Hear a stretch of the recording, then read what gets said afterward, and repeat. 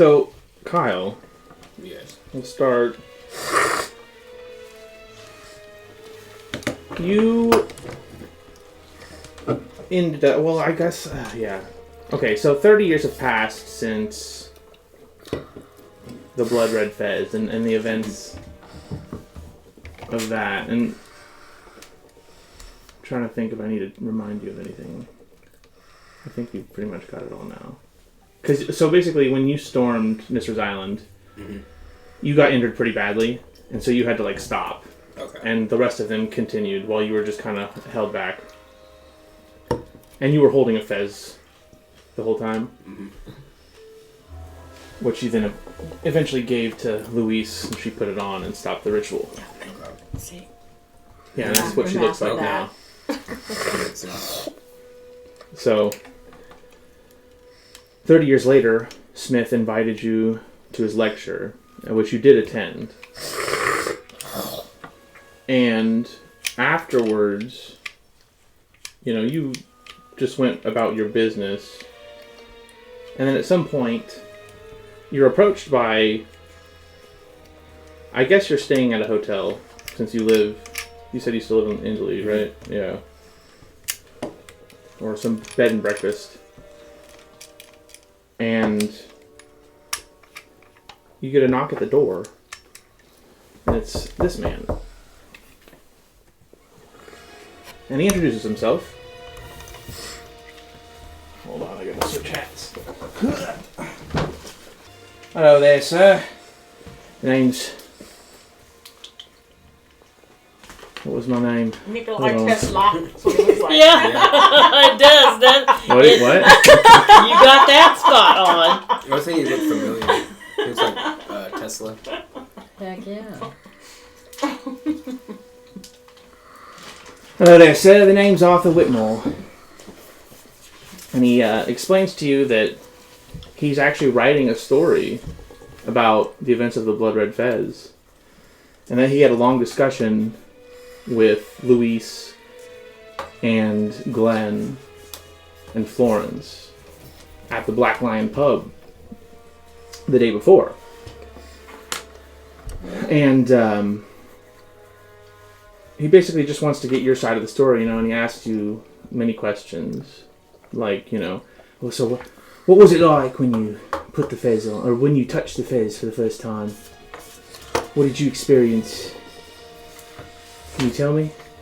I don't really like to talk about it. It was a long time ago. I know, but for the sake of the story, people need to know. It was something dark and twisted. Do you remember what you saw? Strange visions. Let's just leave it at that. Strange visions. And then, after a while, there's another knock on the door. Did he leave? He's still there. Okay. He's with you. And there's a child, small, maybe 12 years old. I sort of that. Are you Mr. Marco Ricci? Yeah. I've got a message for you.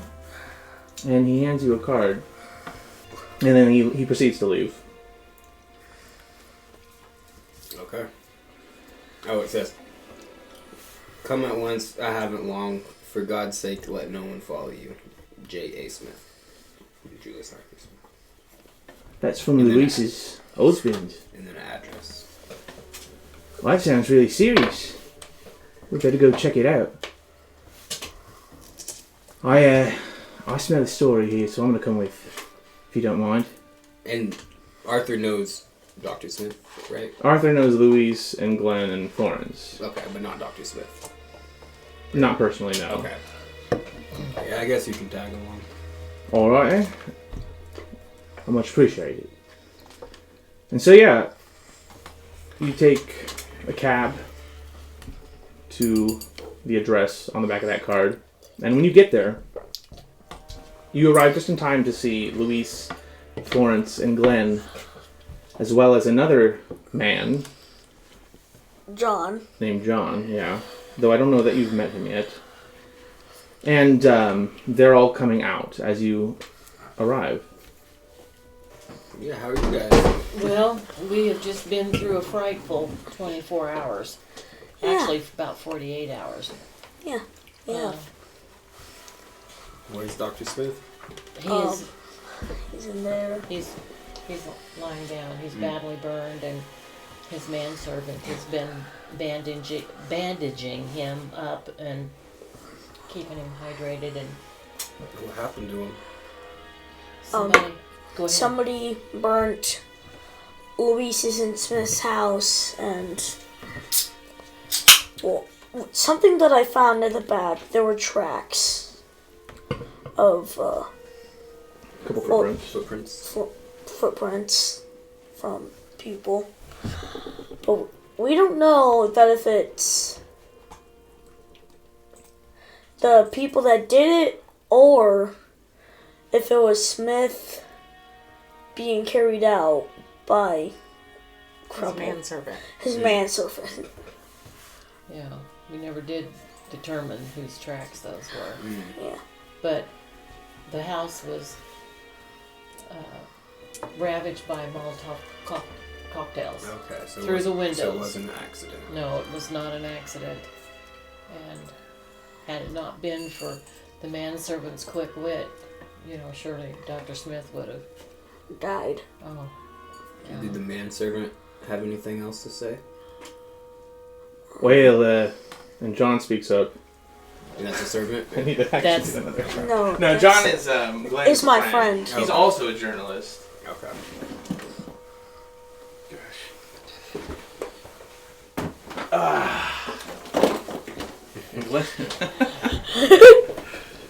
He says, what were we talking about? I was asking if the servant had anything to say. Well, he didn't. He did give us $1,000 in cash. I know, I'm Australian. God damn it. Why you Texas. Yeehaw! Why do you guys? All right. Why do you give you guys money? Yeah, no, but he did give us $1,000 for this journey. We're about to go on the Orient Express. We need to go book. But I'm afraid I can't go with you, Glenn. You know I'd be right there beside you if I could, but Yeah.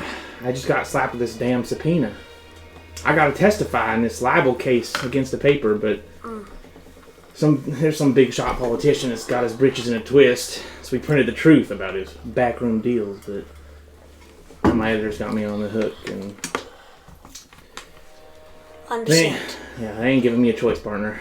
Yeah, I understand. All right, well, listen. Just because I ain't there in person, don't mean I can't pull my weight. I'll work my sources. Dig up what I can from this end. If you need papers looked into, people tracked down, messages sent, I got you. Just say the word. Okay. We're going to need that help Yeah. because we're embarking upon a journey to find pieces of an artifact that, if they ever are brought back together as a whole. You might want to show them the notes Beddoes wrote. But as soon as this case is wrapped up, I'll find a way to meet you all down the line. Till then, be careful, Glenn. Whatever you're walking into, I got a feeling it's bigger than either of us reckon. Yeah. And he leaves. Bye-bye, John. Thank you for all your help. Yeah. Bye. You're welcome, ma'am. And Artie reads along with you. Wow. Another story. This one sounds even bigger than the one you went on earlier. 30 years ago. I'm definitely coming and writing this. You're gonna be our scribe then for everything. Wow. Well, this is not expected. Well, we lost John, but we've gained somebody who's going to be really good at Yep. And watching. another journalist. Another journalist. Yes, absolutely. Okay. Have you got that absorbed? Mm-hmm. And how do you say it? Sedefkar? Sedefkar simulacrum. Okay. And this one. My name is Arthur, by the way. I know I gave you my card, but I never properly introduce myself to you. Okay. The name's Arthur. There we go. Now I've got it. Arthur freaking Shelby. Arthur Shelby? No. Oh. Sorry. I was just downloading my accent. The name's Arthur Whitmore. But my friends call me Artie. Okay. Took me a minute. Because that damn southern bloke had me all screwed up. Well, you do him really good, too. Yeah. So, as I was saying, is that this artifact, the reason we think that my husband was attacked is because they know that he had certain information about where some of the pieces of this artifact was. Okay. All strewn throughout Europe. Do you know how many pieces? We're looking at 5 or 6. And what's happened is that because my husband he can't go. He was getting ready to go on this journey to go get all these pieces, put them back, in the same place and destroy them. So now he has asked us if we would go do it for him. So that's the journey that we're about to embark upon, Okay. is finding these. And I don't mind saying I'm a little intimidated. I mean, these are pieces of, I guess it's no different than looking for a fez, but that's what we're about to do.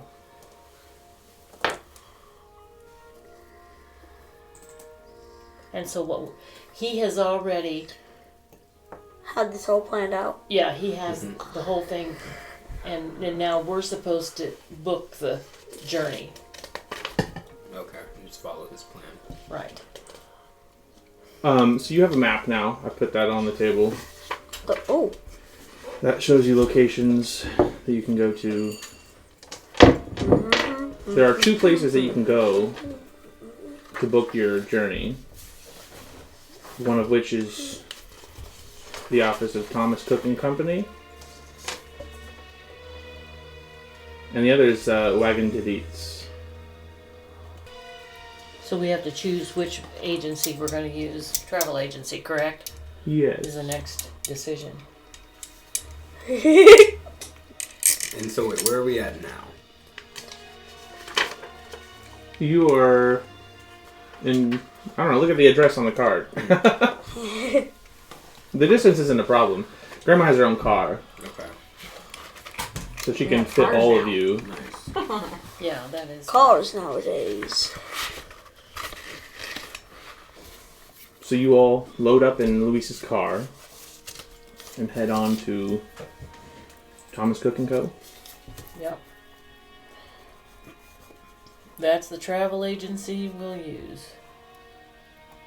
All right. Okay, what's there a place on this map called Paddington? That's a prison, Oh. and a notorious one.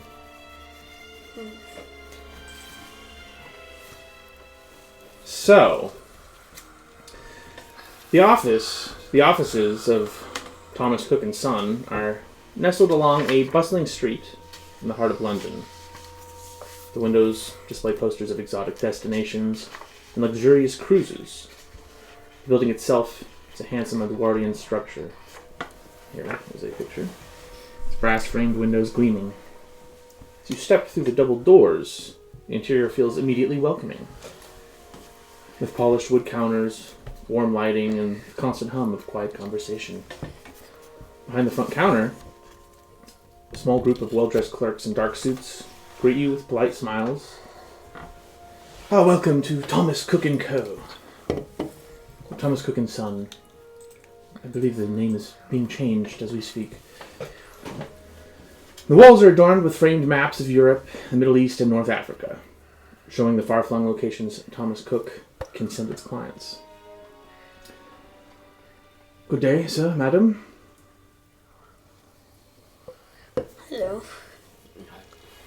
How can I help you? We are needing to book. Tickets. We need to get tickets and arrangements made for a pretty extensive journey that we're embarking on. On the Orient, Orient Express, I Express, presume? it is.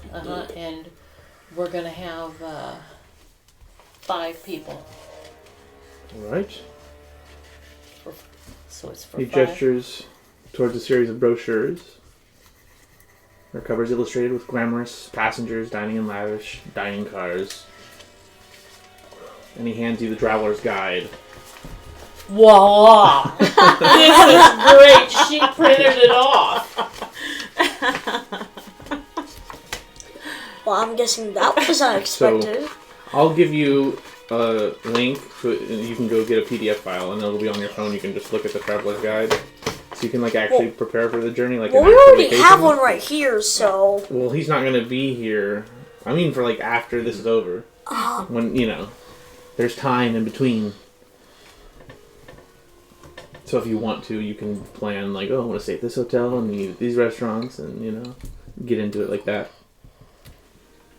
But yeah, so the clerk wasted no time explaining the route of the legendary train from Paris through the heart of Europe to Constantinople. Emphasizing the luxuries and the accommodations of fine dining that await.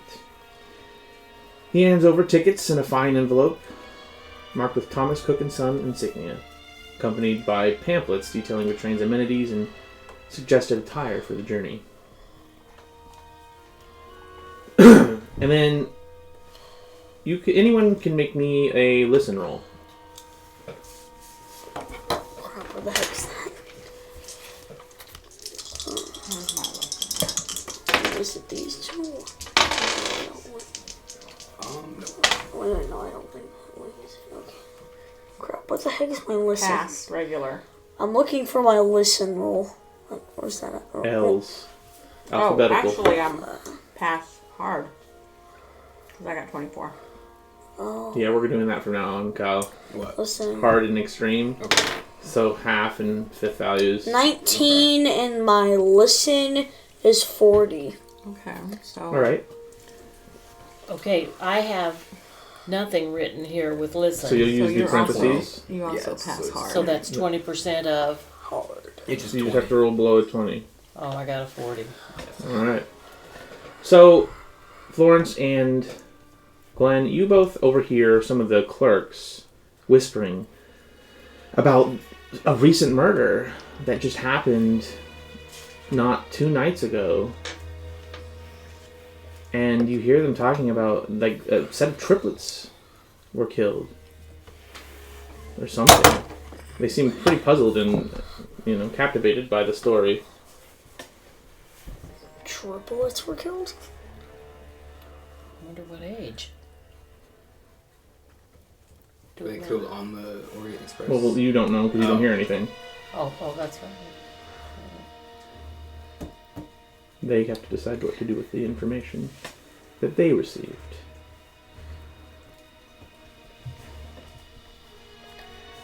So, with that, This is staff at the yeah, just some of the travel clerks place. at the Okay. travel agency. They're talking about a story in the paper. Well, I think I would approach these clerks and say, I couldn't help but overhear what you were talking about. Can you give me more information? Oh, well, we were just talking about today's newspaper. There's a story about a triple body murder. Did you not read it? Here, and he hands you an article. Or a paper with an article in it. Here. Okay. Gotta find the English. There we go. Why is there barely any English? Why is most of it in Spanish? Man dies 3 times in one night. 3 bodies in hotel, each man. 3 slain men were discovered last night in a London hotel, each bearing positive identification as Mr. Mehmet Makrat of Islington. Each had been stabbed through the heart. Maids at the Chelsea Arms Hotel discovered the remains. The room also was registered in the name of Mr. Makrat. Bona fide papers identify the trio as one. Mr. McRat, who was a Turkish antique and art dealer doing business in this city. The victims bear superficial resemblances, and each had passed as Mr. McRat since independently arriving in London 3 days ago.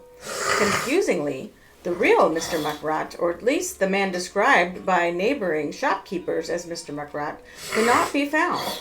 Police request that he come forth. The passports of these Turkish nationals record independent worldwide travels for each man over the past 3 years. Inspector Fleming of Scotland Yard is at a loss to describe the meaning of the bizarre mystery, but is eager to converse with any other Mehmet McRats still living. Interesting. And you can also give me an intelligence roll. Just you. I got double zeros and 4. Yeah, you immediately remember a Makriat 30 years ago.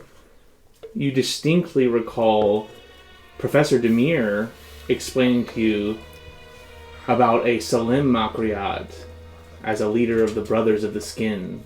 Ooh. Do you remember about the Brothers of the Skin?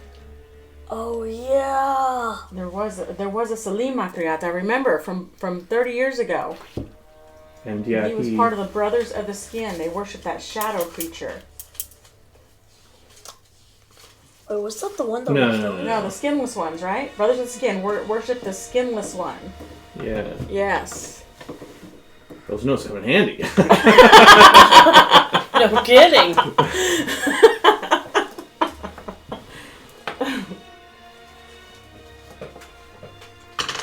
And yeah, so she tells you that. You hear her tell you all that. And you also remember Smith. Specifically. Actually, go ahead and make me... Now, I'll just say you're married to him. So I'll just say you do know Smith's life... The reason he couldn't come with you 30 years ago is because Salim would have killed him. Right. They wanted to kill Yes. him. Yeah. That's why I say this is now we're in the same predicament we were 30 years ago. I'm alone. I don't have anyone to help me, and we're off on a journey to go find a bunch of artifacts that are possibly could destroy time and life as we know it on the earth. That's how devastating this whole thing is. The ball's in your court, guys. Right. Well, okay. That's why I gave you the map. So you can look at that and kind of get an idea of where you might want to go from here. You gotta, you've booked your journey. So I'll say also, your train won't depart for another 2 or 3 days. Oh, okay. So you've got time to do research. We should try to Don't figure forget, you can go to the library and do research, you know? Yes, and I think I have a lot of library. And you've now got information about the police wanting to find this Yeah, I think we should check out that hotel room. Because they also... The only thing that Smith said is that he was attacked by Turkish madmen. So it could have been those same people. So those are the leads you've got. I think in the meantime, we should check out that hotel room from the story. And it also is the same hotel that you That I was staying were at. staying in. Yeah. But But you're not clearly the murder happened while you were all out, doing your tour. Right. And then they during- dealt with it before she got back, which is why she never heard about it. And I'm wondering if this doesn't have something to do with the setting of our house Yeah, that's on what I was fire thinking. and trying to kill Dr. Smith. I think it'd be worth looking into. Yeah. And we need, our journalist who's traveling with us. Do we have 2? That's me. That's you. The Artie. Okay. Arthur Whitmore. Artie. Arthur, could you go and find out about... Yeah, Arthur could go interview people, see if they heard anything else. And And if if there Well. might be some kind of a... Who You mean at the hotel? Mm-hmm. Yes. Yeah.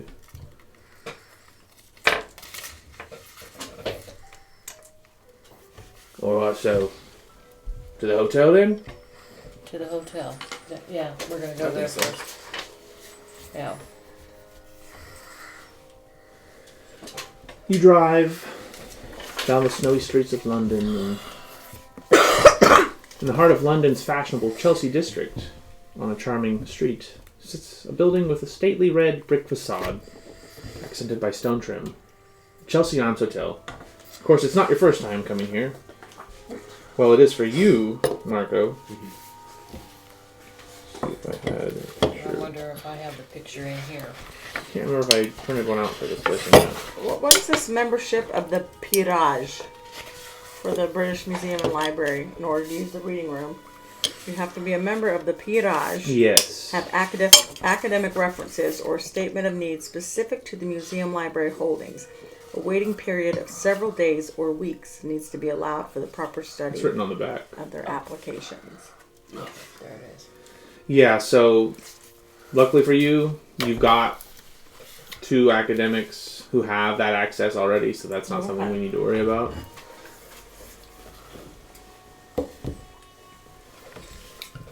Okay, we're on our way So, to the yeah. Hotel, yeah.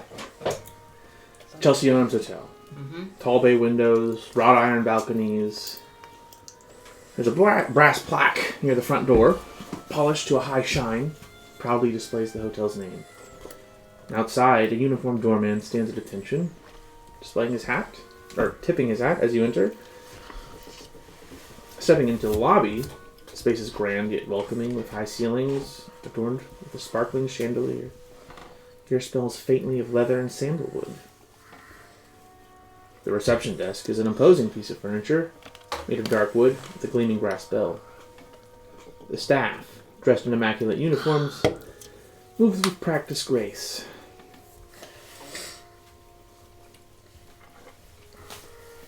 Well, Arthur. Who's gonna ding the bell? The door. Ding ding ding ding. How can I help you? Welcome to the Chelsea Arms Hotel. Yes. We're looking for some information and thought perhaps you might help us. We understand that there was a murder, a triple murder here, and Oh, quiet. Not so loud in the lobby, please. I'm so I'm sorry. trying to keep that on the down low. I know, on the down low, yes. Down low was in the paper. Yes, that's right. Yes, but the guests might not know yet.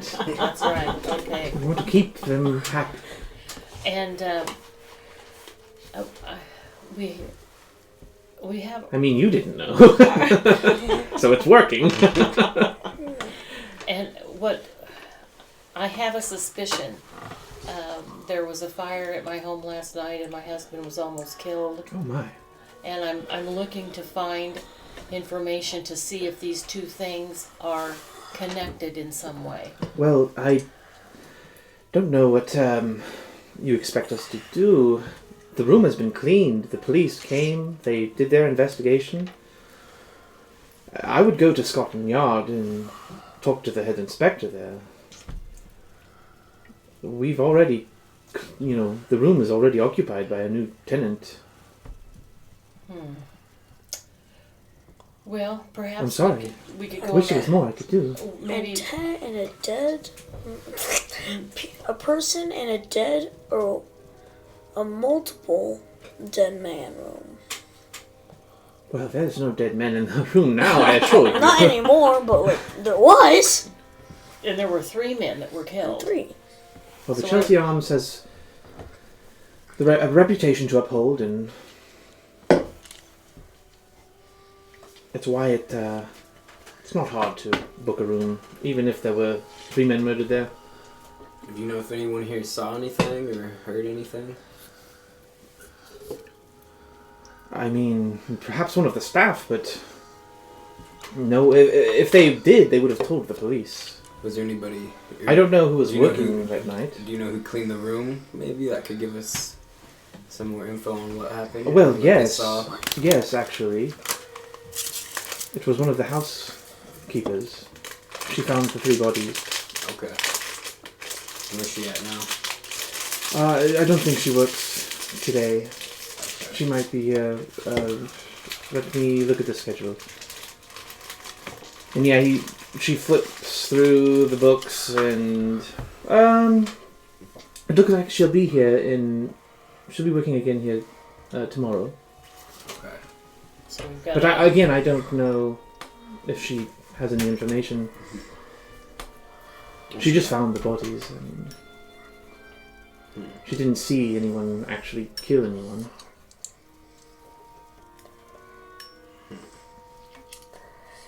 Well, he's of no help. I'm a woman, thank you. Oh, I'm so sorry. Oh, excuse me. Miss, thank you so much for your time. I don't think we're going to get anything from her, do you? I'm wondering if we could go in and have lunch. I don't know what time of day. Time's gotten away from me. It's probably like noon. Okay, good. Let's all go in to the restaurant, and then maybe we can spread out to the pub afterwards, and we can kind of see if we can pick up clues Okay. from somebody while we have lunch. Sounds like a plan. And we have to eat anyway. Yes, we do. So you're gonna eat at the restaurant at the Chelsea Arms. We're going to eat there. Can I use my persuade on the guy? Maybe. To do what? Tell me more. I feel like he's holding out. The girl. Yes. The girl. Well, if you want to see, if you think he's holding out, you'd have to do a psychology check to see if you can tell whether or not he's withholding information. Psychology check. Otherwise, you have to tell me what you're persuading him to do. Let us in the room to look around. The room that's occupied by people. Maybe they're gone for the day. We can just. I don't know. I'm sorry, sir. I can't allow that. Okay. You guys have any ideas? Psychology check. Well, I Are think you going to this- psychology check him with your 40? Her? Her? What are you checking? Whether he's lying about whether you're allowed to go up there? No. Like if Whether somebody's he knows actually something in else? it. Yeah, if he knows something else. Or if he just. Or she? 22. As far as you can tell, she's telling the truth and not withholding any information. She's telling you everything she knows. Yeah, I think that's probably. What about spot hidden? Is there anything else on our way out that we could catch? You just want to start just rummaging through shit? Just like On our way out, if lifting the furniture up and checking under cushions. Like, what are we looking for here? Yeah, I don't know. I don't know what I'm looking for. Well, I think if we just go into the dining room, sit down, order some lunch, and we can, kind of talk to people, especially the help. Because it's going to be very unusual that there were 3 men who look just alike. Mm-hmm. That's going to, first of all, gain a lot of attention. The women are going to be talking about that. So, anybody Yeah, I think we from should go and see if we can yeah, let's hear go anything. with lunch. Let's go have lunch. Okay. Now, well, let's see what the menus have. And Florence, you've been here. Have you eaten here several times? I've been here a few times, yes. Okay. Oh, they're coming over to take our order. So yeah, you can all make spot hidden rolls Okay. or listen, either one, whichever is higher. Or do spot. I'm doing listen, so... I barely passed. 22. And my listen is 40. Oh.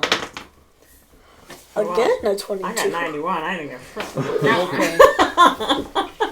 Okay. Your start ringing really loudly. I got 64. 22, and I'm doing And I listen. got. Spot hidden. Yeah, see. I passed.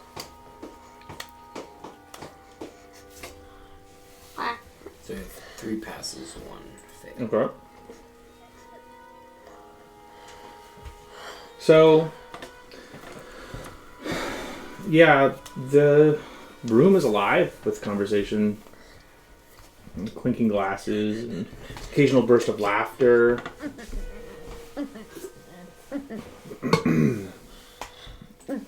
And eventually, there's a pair of fine men in suits at the bar, and they start talking about, "Oh, I'm telling you, the stock market's a damn powder keg. Americans think they can keep this boom going forever.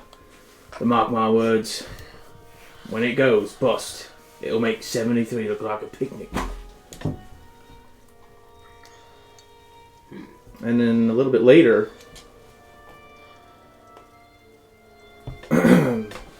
you see a couple of dock workers. They come in, have some coffee, and they start talking about, "Oh, a ship came in from Constantinople last week. Real hush-hush. Captain won't let the crew leave the dock. And the whole thing's under guard. Something stinks about it, I tell you." An older gentleman sitting next to you is flipping through the newspaper. "Triple murder at the Chelsea Arms. Can you believe it? 3 men all found dead in the same room. The police say they were all the same man. That's queer."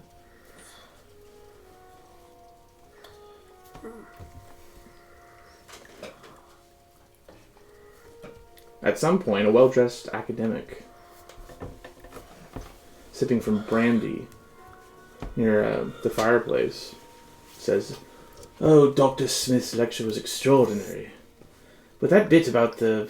what did he call it? The veil. Nonsense, surely." Gateways.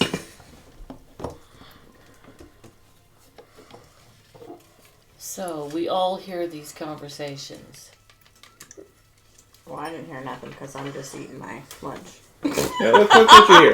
That's all the stuff you hear while you're sitting there. Okay. Arthur, I think we need to break up and go talk to some of these people. I'd like to talk to the academics that are speaking about the You know, I heard you too, lecture right? and just to kind of see if there's questions that I can answer, or maybe befriend them, and maybe they could, maybe they know something. Maybe they've seen something. Okay. So I'm going to go talk to them. Well, I'll go talk to the others. Okay. See if they All pick the right. ears, see if they know anything. All right. Now, what will I be doing? Because I also heard all that because I got a 22. So.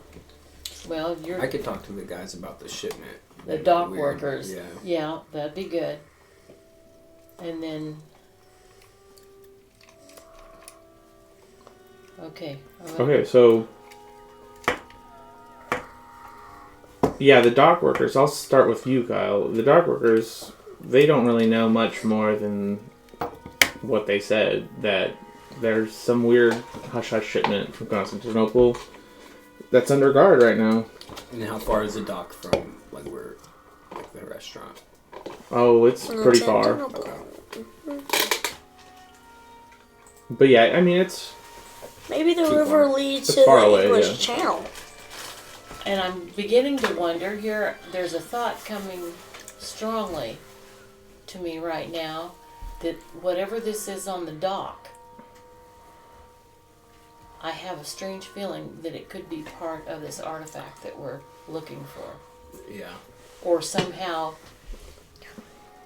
a companion to that. I don't know where that came from, but... So And then you wanted to talk to... I want to talk to the academics sitting by the fireplace, talking about what they thought of the further, deeper. I want to go into what is their concern about the veil and what do they interpret that as. And just... So how do you approach? Hello, I'm You sitting up as Brandy? yes. Hello, I'm Dr. Schoonover. My husband is the man that I'm sorry I heard you overheard you talking about when you went to the lecture the other night, and I heard you say you had some concerns about him talking about the veil, and I wonder if there's any questions that I could answer. You said you're Smith's. You said you're Louise Schoonover. Smith? Yes. Ah, so you must be Smith's wife. I am. Is he okay? No one's heard from him since his lecture. Well, truthfully, no, he is not. I know that your house burnt down. I do hope everything's all right. Well, he was severely burned. Very severely burned. Oh, I'm so sorry to hear that. Thank you. I appreciate that. But I'm just trying to find out more of, what happened, why it happened, and how very close my husband came to dying. And I just wonder if, when you speak of that lecture, you found it interesting and of course intriguing, but did you feel threatened by it? Threatened? Yeah, did you? No. By things that were I just spoken thought of? it's a bit kooky, is all. Well, and that's why I'm asking if there were things brought up that were uncomfortable to you, and how someone else who... Oh, I just find the whole notion of other worlds ridiculous. Okay. Well... I'm sure Smith is a brilliant man, but... You know...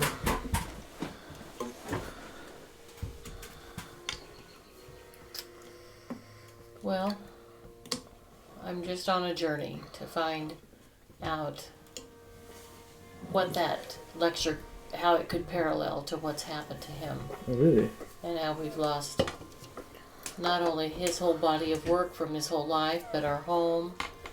And well, he was a member of the Oriental Club, was he not? And he has an office at the university. I'm sure he has some of his work left. There and at the Oriental Club. Well, I think the bulk of it was in our home. I'm sorry to hear that. Well, is there anything that... Well, a toast then, to Smith. Very well, thank you. So there really isn't anything more that you would like to say, or any questions you would like to ask? About your husband and his accident? No, Okay. Would you be watchful, and as you travel around the university and in those social circles, if there's anything that comes up that might be pertinent to what's happened, I sure would appreciate your help. Yes. I'll keep an ear out. Okay. Keep one ear close to the ground. Yes. Okay, thank you. Well, that was dead end. No, it wasn't. He told you 2 places that we can go look for information. True. What were those places? The Oriental Club and the university. Yeah. Well, I swear I'm talking to myself up here sometimes. No, I caught that, but I was hoping he would go into more depth about his... Why doesn't the stranger tell me who killed my husband? Attempt to. Okay, anyway, so... Who attempted to kill my husband? What was that club called? The Oriental Club. And then, of course, this is the office at the university. Yeah. Okay. So yeah, it's now like 5, 6 o'clock. You've spent a good 4, 5, 6 hours trying to get all this information.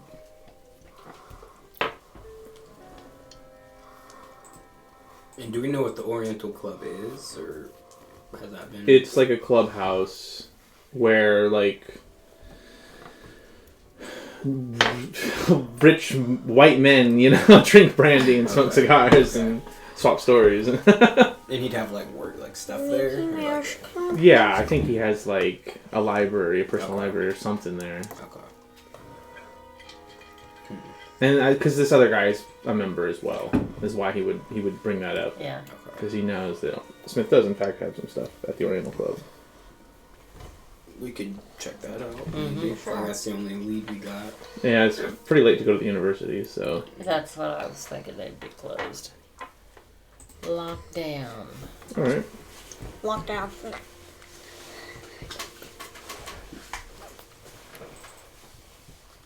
So, the Oriental Club. You drive there, and it stands in quiet elegance on Hanover Square. The club's exterior is a classic brick facade, and there's a pair of black iron lanterns flanking the main entrance. Above the doorway, you see a small, discreet elephant, which is the crest of the club. It hints at its exclusive nature. It's a gathering place for explorers, diplomats, and military officers with connections to the East. And there is a doorman at the entrance in a neatly pressed uniform. Here's a picture of the actual building. This is a real place.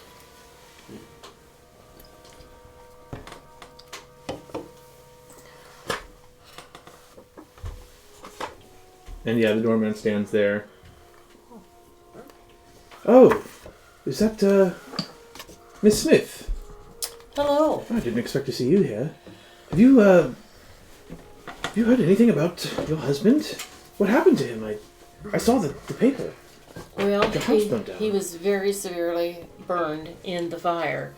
And what I would like to do right now, if you could be so kind as to show me to where his personal space is here in the building.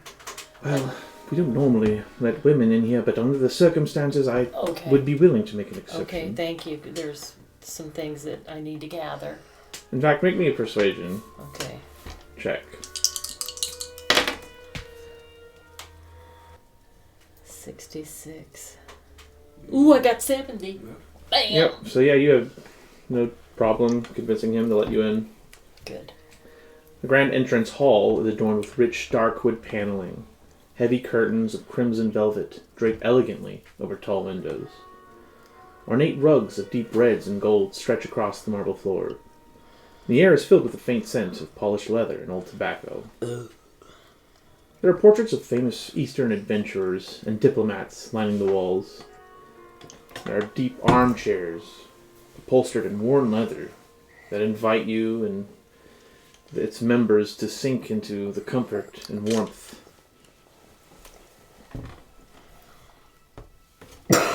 Deeper within, you find, like, the library, let's say. It's kind of like a display room as well, with, like, trophies, and it's a small room lined with glass cabinets showcasing items brought back to the club by the club's most illustrious members. There's exotic masks from African tribes that hang alongside antique sabers and pistols from forgotten battles in India and the Near East. A tiger pelt is the centerpiece of one display, a relic from a legendary hunt in the jungles of Burma. In one cabinet, there's a small, intricately carved jade elephant from China, sitting beside a set of ancient scrolls and delicate parchment. And so since you're looking for Smith's things, I guess. Library roll? No. Spot hidden. Spot hidden. This one's a spot hidden. All of us are. Yeah, well, anyone looking, yeah. I did extreme pass. Oh, I got 99. I passed. I'm Victor, extreme Glenn goes pass. cross-eyed. So, among the treasures, one item stands out in particular. A simple black leather book. The spine is cracked with age. The cover is marked with only the year, 1893, in silver. This is the diary of Dr. Smith. A record of his own adventures and mysterious research. And thumbing through it, I assume you thumb through it. Most of it is the story of your journey to Constantinople and his writings. It's the diary recounts his first year as a professor at the City and Guilds College of the University of London. It includes descriptions of lectures, anecdotes heard at the Oriental Club, and notes from his studies in anthropological history and literature, as well as the occult. The bulk of the diary concerns a strange affair involving his friend Professor Demir from Constantinople, and a journey taken by his friends on the Orient Express to solve the matter. His handwriting becomes difficult to read in the later part of the diary, but as if the events disturbed him, telegrams and letters from Demir are tucked into the binding. Florence, do you want to, shall we take this book with us and to see if there's anything that you might glean from it, from your area of expertise? Absolutely. And, okay. So you have, yeah, that's We can what you have- find. We find, that's what, nothing else, and we're not, no papers separate, just, Well, the thing That is, is the most significant thing there. okay, gotcha. I didn't see it because. Because your eyes Well, you weren't see it crossed. now because they're examining yeah, it and they're talking about it. but at first I didn't see it. Okay. All right. Can so I use library use for something? For the book or to get any more info? There's nothing. You lived the events. Okay. You don't need to know. But I didn't know if He you was had writing any about other what we perspective. experienced. Yeah. Basically, this was the original way you were. So the Blood Red Fez was meant to be a flashback, Okay. and this you find this diary, and then we launch into the flashback. But I decided to use it as a prequel instead. Okay. So you already know. Okay. But normally it's like, because I thought it'd be kind of jarring to set up this whole scenario and then to flashback and run through the whole Blood Red Fez campaign and then come back. Mm-hmm. So I decided I'd make it a prequel. But this is normally where you'd find the book. Okay. But yeah, that is the only thing here. Okay. Okay, good. Can we have that?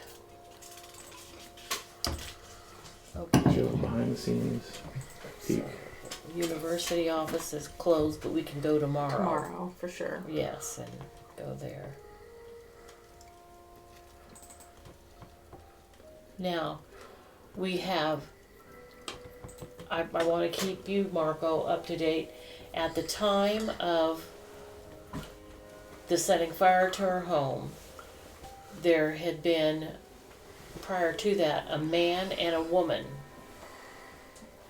who had been seen. At the talk. Yeah, at the at presentation. the presentation, it just didn't seem they were, it was what, they were out of place. Right. The woman was Asian and wearing a white trench coat, which was very strange. Because she was dressed as a man, which was strange. And the fact that she's Asian is strange. So, For the time. As well as a mustached, foreign-looking man. Okay. that may be Turkish. Yeah. But we have no idea. Yeah, we don't And know. nothing panned out with that? Or? They saw them. Okay. They noticed them watching them and didn't approach them or anything. And haven't seen him since. Yes. That's kind of fishy. All Okay. right. So time of day now would be evening. Yes.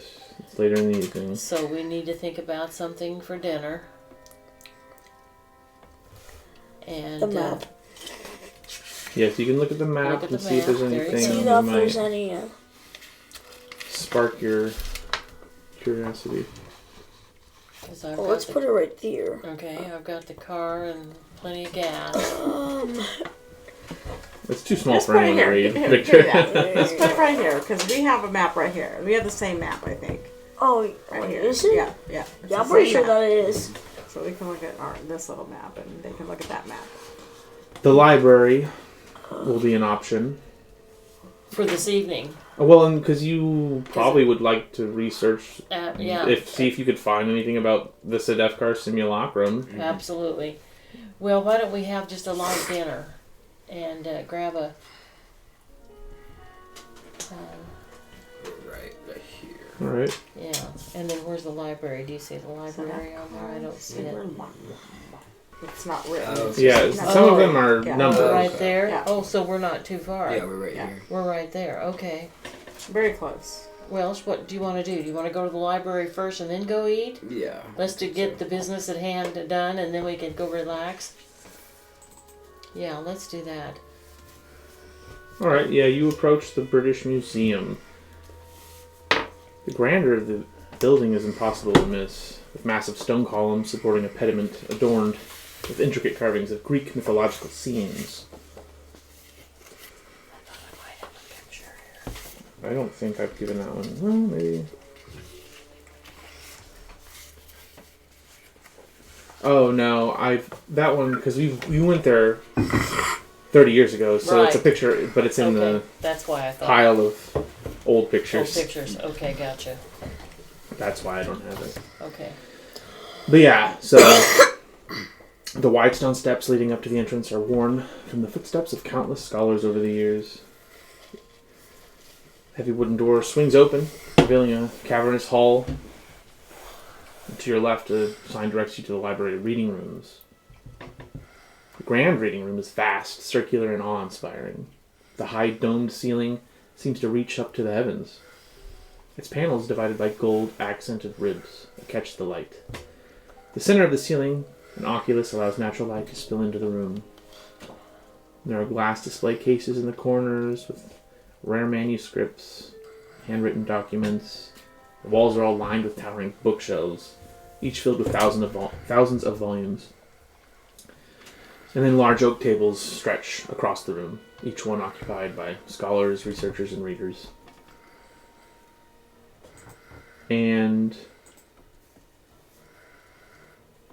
Alright. Do we roll for library use? Yes. Everyone can now make me... well, only one person. I'll say I don't have any library. Whoever has That's the a standard highest 20. library use I have 73. Oh, okay, yeah. should be the one making the roll. What? You don't have? I have 20. Yeah, Okay. he just has a standard 20. No, barely. 72. By one.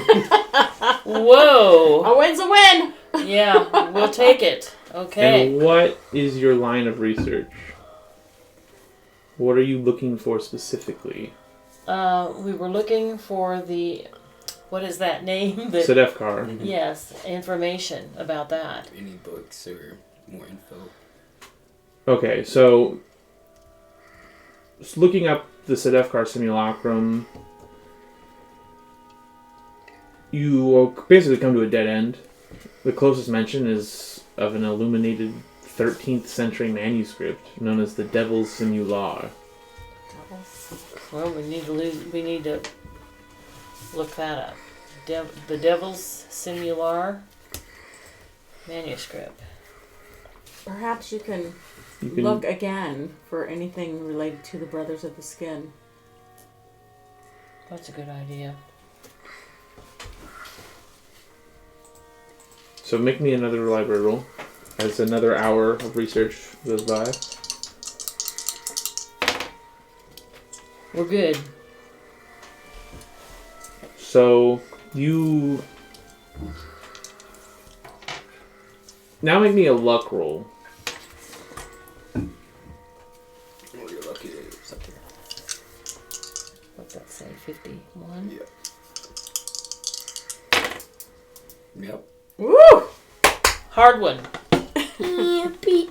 So when you're looking up specifically Sedefkar scrolls, because that was also something that was mentioned, the Sedefkar scrolls, I believe that Smith said it's the only way, or that there was a ritual to destroy it. Destroy. on Right, the that's scrolls. Ritual to Right. destroy, yeah. Mm-hmm. And yeah, that you had to take it to the shunned mosque. Mm-hmm. In Constantinople. So yeah, when you're looking up the Sedefkar scrolls, you locate some manuscripts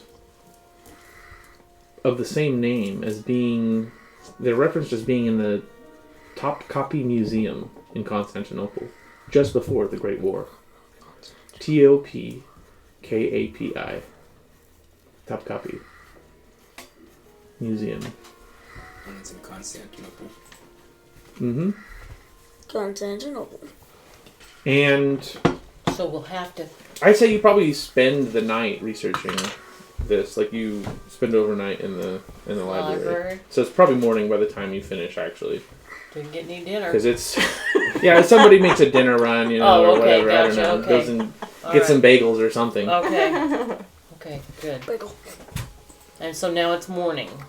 Yes, and you notice, strangely, all of you notice that there's a scholar slumped over in his books, hat still rudely on his head, apparently dozing.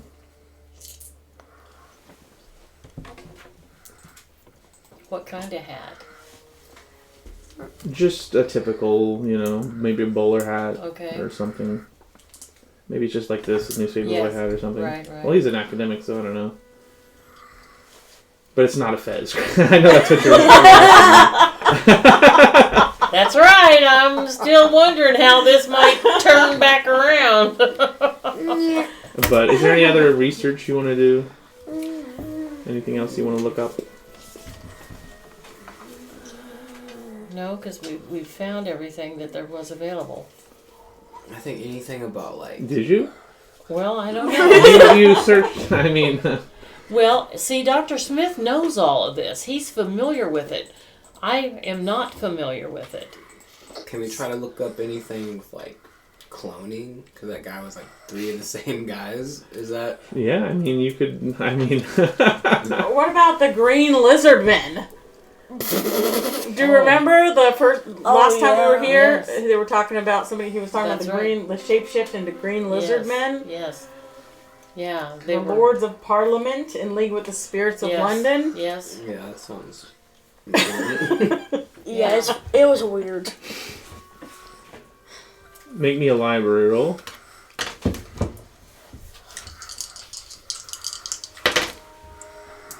$33. Hard roll. Good. Yeah, you spend the day trying to find something relevant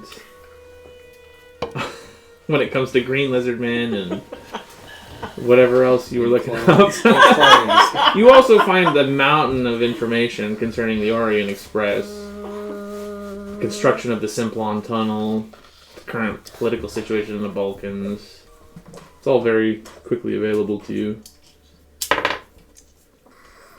And yeah, that's it. You don't really find anything about any of the crazy Was stuff. that from the kid that ripped us off? The No, pickpocket no, kid? that Oh, was- okay. Wait a minute, I got more notes. It was the guy that... It was like an old man. What? It was that same day, though. It was Yeah. that same During time. your, Mhm. tour of London. Yeah, it was the same time. Should have known. Well, after doing a lot more research, you noticed that scholar that you had noticed earlier slumped over. He suddenly just tumbles off of his chair and lays unmoving on the floor. His hat tumbles off, Is he dead? and We need. you notice that his head is very red.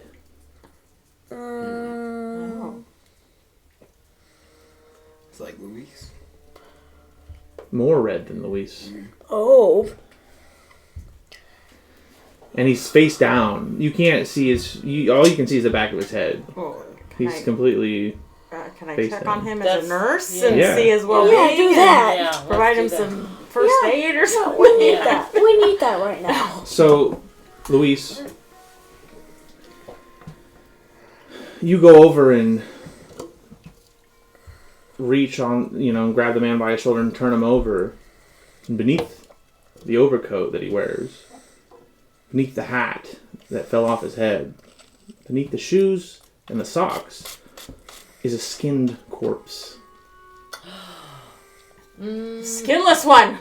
Oh man. And you would normally have to make a sanity saving throw, but because of your experience in the war, I'll say that it's, it's pretty close, though, to one of the most gruesome things you've seen. And he was just sitting there. He was. So, but you and Luis will both have to now make me sanity. Which is... Oh, okay. But what if I have experience with skinless? You don't. In real life, I do. This isn't real life. I failed. Okay, 33. Oh! Jesus Christ, Grandma. Well, that was good, wasn't it? That was really good. I failed. Do I have to roll You're different gonna roll the 6-sided die. Oh! You are going to go... Okay, you're gonna have about a temporary insanity as well. Well... So do I erase the number and go down 6? Okay. I think you just put it on current. Oh, okay. Yeah. Oh, yeah. Okay. Let me see. A How? lot more sanity than last time. That's for sure. And... Oh, gosh. You are gonna lose 1 sanity. I'm going to lose 1. So I'm down to 55. Attached to the corpse is a note. Written in modern Turkish. Bam. I don't speak Turkish. You Oh, speak I do. Turkish? She does. Okay, I was like, I do. I say my BFF does, but Yeah. I don't. Bada boom, bada bam. Okay. Written in blood, it says, "The skinless one will not be denied."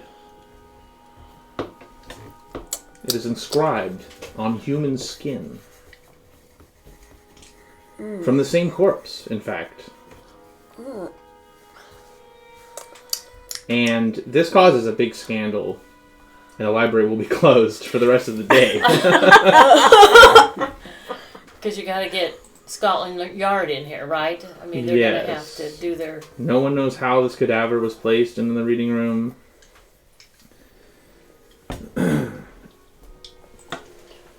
And now we gotta go deal with Kyle. Okay. Let's see, do I have a... And me. Alright. How does Kyle lose this much sanity in one singular day? Well, it was horrific when he just wasn't prepared for that. Yeah. So do I check the temporary insanity box? Yes. How long does that last? I will tell you...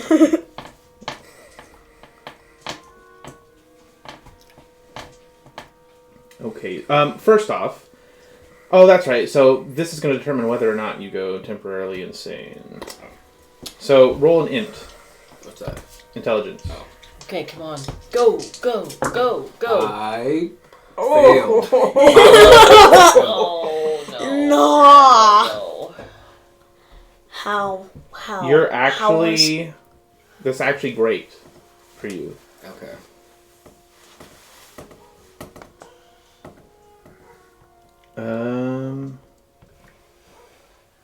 Yeah.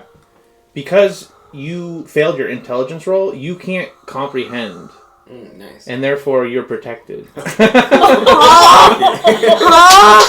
love that. Okay, yeah, your I like stupidity that. is actually My- saving you in My this intelligence instance. is 90, but I got 91. So Wow. Yeah. That was really lucky. That, Otherwise, you would have gone temporarily insane for 1d10 hours. Okay. Wow. And I would have... Who knows what would have happened Yeah, then. it's like I would have basically Go taken to a control of couple you, days. and we would have seen what would have happened. Okay. good, good, Yeah, good. that was best case scenario. Stupidity is sometimes good.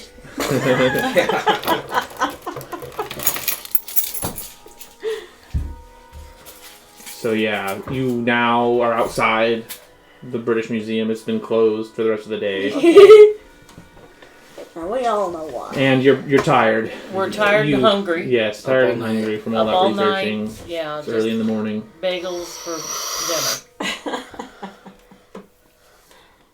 So, So now, we're going back to Arthur, the hotel? have you checked the newspaper today? Do you think there's any more clues or anything? Any updates? Yeah, Well- updates, for sure updates. Actually, I did. And there was one thing that caught my attention. Tell me what you make of this.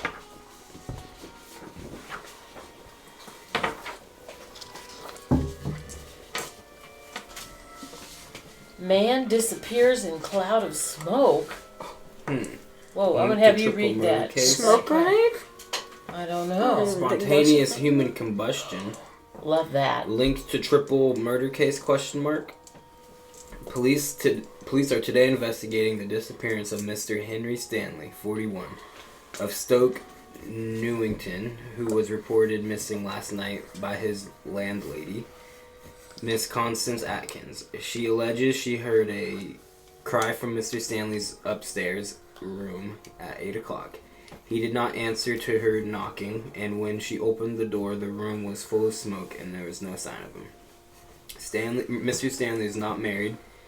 He is a noted train enthusiast and a member of the London Train Spotters Association. So he just Poof. blew up in smoke. Yeah, what do you make of that, Miss Smith? Well, I'm, I mean, they made the connection, so Yeah, perhaps he's related. I don't. The train thing is also strange. that's very... Yeah, he was Train Spotters Association.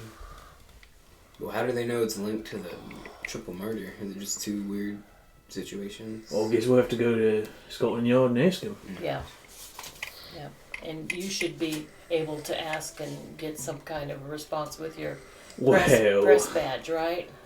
I've got a bit of a history with the police, Oh, yeah. actually. Oh, there's more. Oh, okay. Sorry.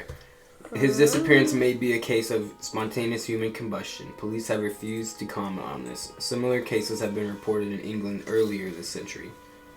The most recent known was that of Mr. J. Temple Thurston, who burned to death in his home in Dartford, Kent, in 1919. It has been revealed that a model train set found on the scene had been purchased last week from the shop of Mekrat. That's the There connection. it There we is. go. There you go. There's the name. That child toy may have caused the fire. Oh, Readers may recall that three bodies, all identified as Mr. Mekrat, were found earlier this week in a Chelsea hotel. Okay, so that's how it's connected. Police have not ruled out a possibility of a link between the two cases. Okay. Wow. Well, I was just about to say. So Mr. Meckwright owns a toy store? Is that what that said? Just a shop. But Okay. I guess it had a owns child's a shop. toy. Okay. I was just going to say I have a bit of a love-hate relationship with the authorities. Okay. Sometimes I'm a valuable informant, and other times an irritating nuisance.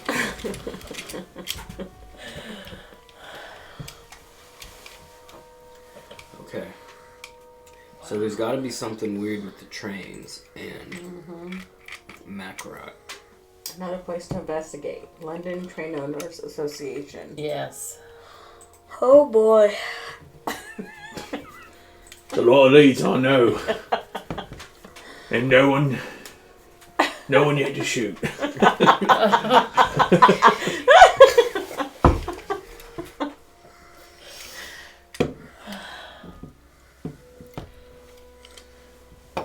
Okay, so are we going to go to Scotland Yard first or the London Train Association? Also, we go to Scotland Yard. I think so. Okay, good So enough. that's where. I'm gonna That's wait. where we are. Now, do we want to roll for...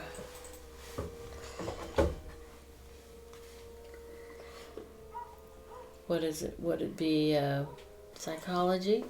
To do what, Grandma? What are you Okay. trying to roll for? Well, I want to be able to go to Scotland. She wants to be able to get information from Right. the police officer. Right, exactly. Well, just off the Thames, that's the river I was trying to think of. The Thames River, that's the one that runs through London. Not far from the Palace of Westminster sits Scotland Yard. Which I think I've already given you that picture last 30 years ago. Mm-hmm. Yeah. Outside. Oh. Its stone facade and clean lights reflecting the seriousness of its purpose. Outside, policemen in bobby hats mingle with detectives in long trench coats. Nearby, black police cars are parked in neat rows. And journalists gather outside while across the street a few curious onlookers watch from a distance. So you enter to the lobby, and the atmosphere here is one of quiet efficiency. The front lobby is functional and plain, with a few wooden benches along the walls. There's a reception desk, manned by an officer, behind a tall glass window. He waits to greet you. Behind him are stacks of files and message slips. The phone rings intermittently. Good evening, ma'am. Hello. What brings you to Scotland Yard? Well, Here to report a crime. More to get info, I think. So an inquiry then. Are you journalists? Arthur, can you... Oh yeah, I'm a journalist. And what is it what do you want to know? Well, I'm Mrs. Schoonover Smith. It was my husband, Dr. Oh, Miss Smith. Julius Smith, that was found burned severely in our home that has since been... You found him burned, you say? He was burned. Yes, he was burned. Well, he writes this down. Oh, yes, okay. And where was he? He was... I can't even answer that now. I was so distraught. I don't know. You don't remember? Or No, I don't remember. was he in London? Yes, he was in London. What part of London? Oh boy. You would know. Midtown. He's gonna make something I up. don't know. I can't remember if I specified. But anyways, yeah. Okay. So you just you tell him. Yes. I'm just trying to understand whether or not you Yes. tell him. Okay. Yes, yeah. All right. Yeah. We'll send an officer over there right away. Need to hear it from Smith himself. What happened? Okay, well, Got to get this case solved.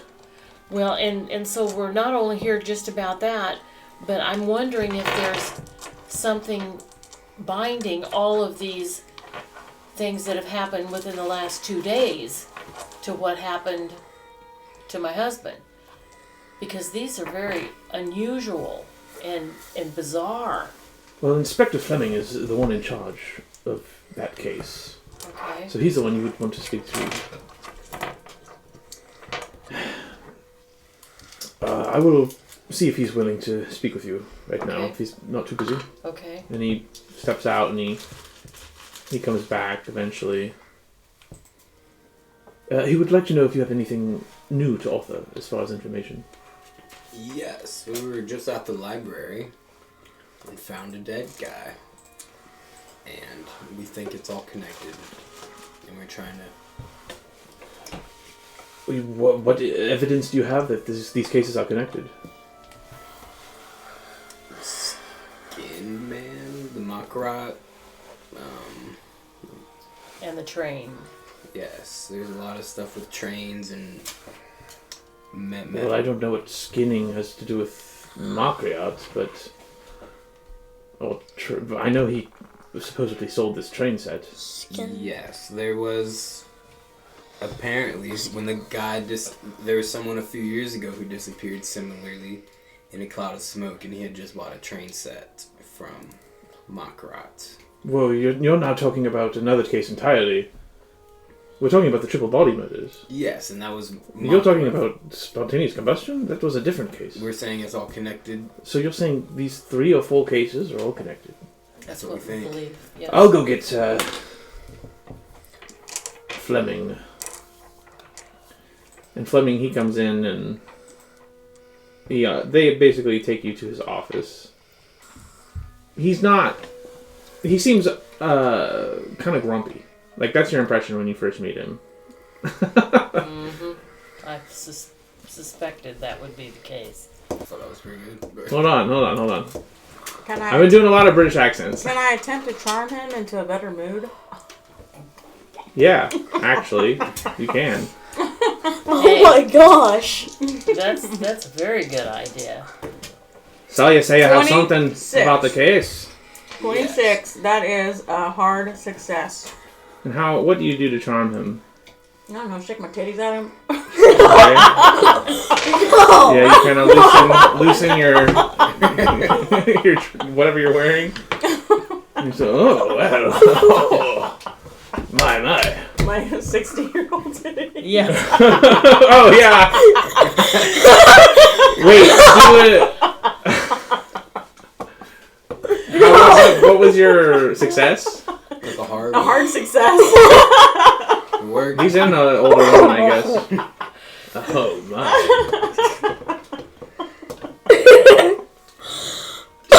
What brings you here? You say you have information for me? Oh, I forgot I'm Scottish. Girl's gotta use what she's got, man. Scottish. You want to know details about the case? I'm guessing. Yes, we think there's a lot more going on than.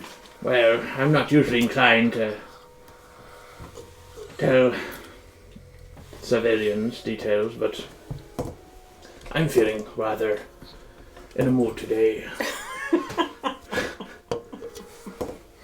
Well, and I'm hoping that you will understand my need to try to find out who attempted to kill my husband and the reason for it. Well, on each corpse, there were identical telegrams sent from Paris. They all said, meet me in London at once. Urgent. And it was signed M. Suppose another Macreat. The fourth one. Because there weren't enough already.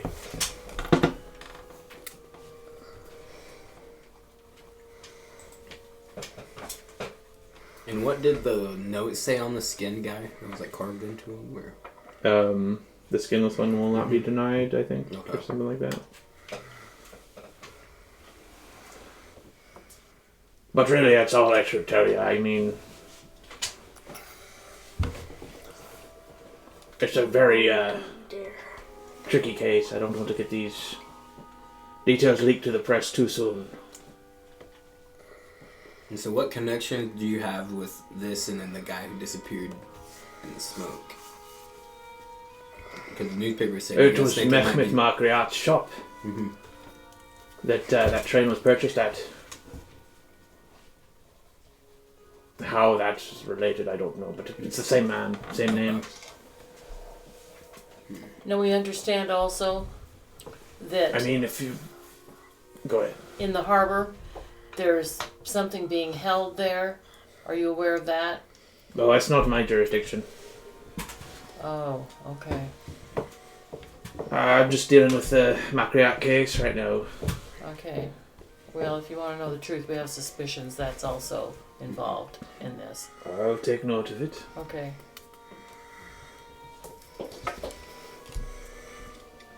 I really must be getting back to work, if you don't mind. Oh, gosh. There's probably a question I'm supposed to ask here.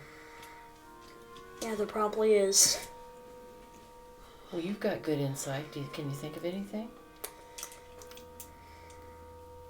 that we might be missing to ask him? Is there anywhere you think we should go check out to get more info? Is there I can't really recommend civilians go snooping around crime scenes. Okay. You gotta understand. I've already told you more than I should. Okay. You really do need to be leaving now. And he kind of ushers you leave. And you can all make me a spot hidden as you're leaving. Ooh! Hot diggity dog. 11! Hard success. Pass. A leaving. And that's just a 95. success for you. Yeah, you fail. So, Glenn and Florence, you both notice a Asian woman wearing a white trench coat walking through the police station. You don't get a chance to speak with her, though. But you do see her enter into the office that you just left. Inspector Fleming. Okay. Oh, So talking to the same guy officer. we talked to. And you're back in the lobby now, and Fleming bids you farewell. Should we wait for I- that lady to leave? You read my mind. Yes, let's wait till she comes back down and we'll follow her. That's a good idea. Should we intimidate her? Oh, I don't have any intimidation. Spot. Arthur I have speaks persuasion. up. What does he say? If you're really curious and want to get to know her, I could cause a distraction. You could sneak in. Yeah, sure. You know the way to the office now, and you could listen in. That's what I'd do anyways if I were trying to get the scoop. Yeah. While we're trying to get the scoop. I got 70 persuasion. So who has the best listen? They should probably go. Listen on the listen. Ooh, I have listen. 40 listen. I'm 60. Stealth or I don't know. I don't have any listen. I don't have any. Yeah, I don't have listen or stealth. I don't have stealth. I have either. listen and stealth. You do? 40 listen and 30 stealth. I think whoever has the highest listen should Well, go I have try to 60 listen and 38 stealth. So you ought to be the one to be listening. So yeah, Arthur, he goes up to the front desk, and he just starts being belligerent and loud. Whoa, I can't get any goddamn service around here. And causing a big scene, basically. But not too big of a scene, because he doesn't want to draw any attention from outside, you know. He just wants to get the attention of the ones inside. Yeah. And while he's distracted, yeah, go ahead and make me a stealth roll. And you get to make it with a bonus die, since he's helping you. So you can roll it twice and take the highest, or the lowest, you know. 39 and 41. 39 and That's, 41. that's a fail on both. You can spend luck to make it a success. Because it was, what, 36, did you say? Is your My skill? Stealth is 38. Oh, so you just have to spend one luck point. Yeah, To one make it a luck point. success. Yep. Sure. Okay. So I'll change my luck to 48 now. Right. And then make me a listen roll. Oh, nice. Double 0 0. Oh, you heard everything. Is that That's 100? That's 100. That's a Yahtzee! That's That's bad. the worst. Your That's ears the start worst. ringing Oh, that's again. the worst! I Oh, was thinking it was 0. So you miss. You can't quite make out. So first off, beyond the lobby, you pass down the long corridor that stretches into the heart of the building, and you hear typewriters clicking away and telephones buzzing. You see the desks cluttered with case files. Telegraph machines hum softly. And you enter. You get next to the door and try to listen in, and you can't quite make out the first part of the conversation. So make me another listen roll. 29, Ooh, that's more like it. which is a hard success. So you hear the conversation between these two. And you hear the inspector. I don't know you. Explanation, Watari. This is police investigation. Not some mystery novel for you to unravel. Scotland Yard. I don't sound Scottish anymore. I feel like it's honestly, I'm not good at any accents. The case is being handled properly. There we go. By the book. By the book? And Lynn... Right. By the book. That explains why your search of Muckriat's home at 3 Brothy Lane turned up nothing. So now you have the address of his shop and home. And then, as you listen some more, you hear, I don't recall that being public knowledge. And Lynn says, when you start seeing patterns, you can't help but follow them. Let's take this a step further, shall we? You're sitting on 3 bodies, each carrying the same telegram from Paris. Meet me in London. Urgent, M. Someone wanted these men in one place. Now they're all dead. Each corpse was partially skinned, wasn't it? One the torso, one the arms, one the legs.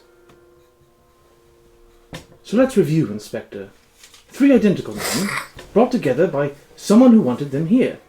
3 deaths, methodically executed, and the killers, or killer, took their time. They didn't just want them dead, they wanted something from them. And the silence falls over the room. Tension palpable. Get out of my office, Latare. Fine. Let me warn you, Inspector. Whoever did this, they're not done. You think this is a closed case, but I promise you, this is only the opening act. While you waste time pushing me away, they're already making their next move. And she mutters something that you can't quite make out, and starts walking towards the door. Actually, you do hear it. She says, 3 men, 3 deaths, 3 skins. Someone's playing a game, and we're already behind. And she starts walking towards the door. Okay, well, I'm gonna skedaddle back to my friends. Make a stealth roll to see if you can get back without being noticed. Nope. Mission impossible. Dang. Yeah, so she steps out of the door and she sees you kind of look back at her, but she doesn't say or do anything. And she lets you leave.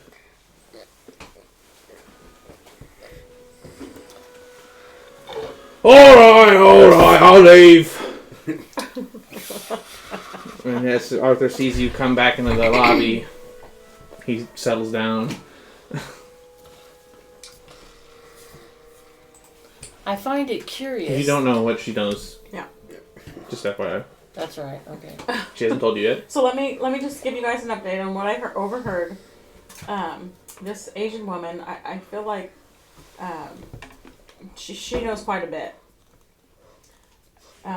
She gave us an address for where that Makriot's shop is. 3 Brothy Lane.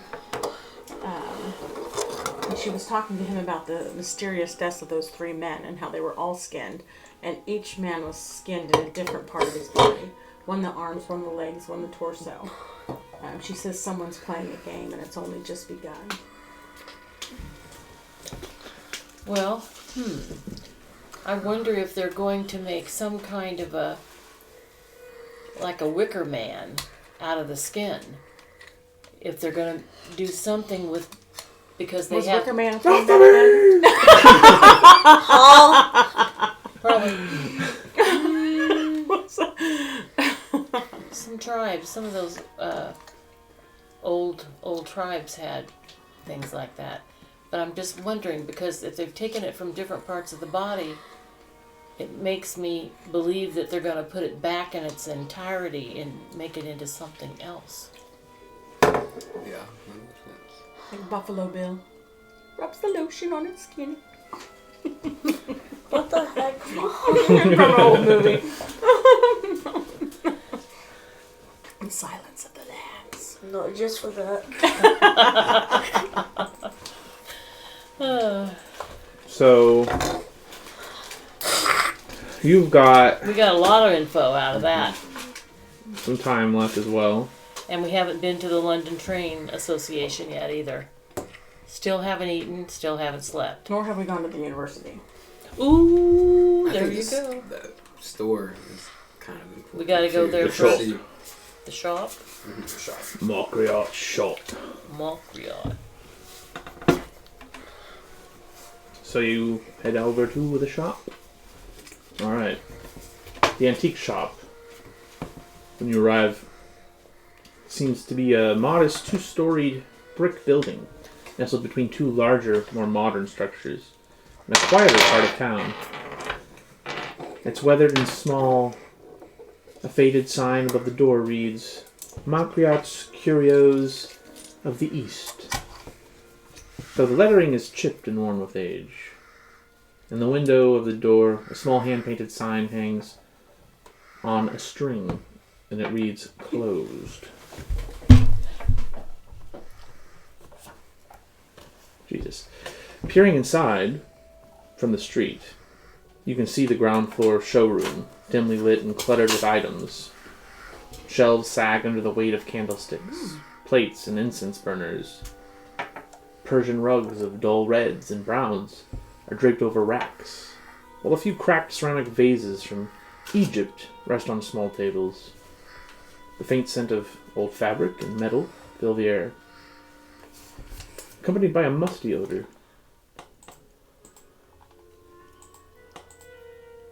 And the shop has the close signed.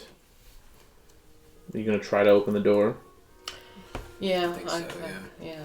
Is it locked? It's actually unlocked. Oh. Okay, we'll go in. Why would holler. a closed Hello? shop be unlocked? Is anybody here? No answer. You can make me. Any one of you can make me archaeology, history, appraisal, or art. Any of those. I can do archaeology. I could do archaeology.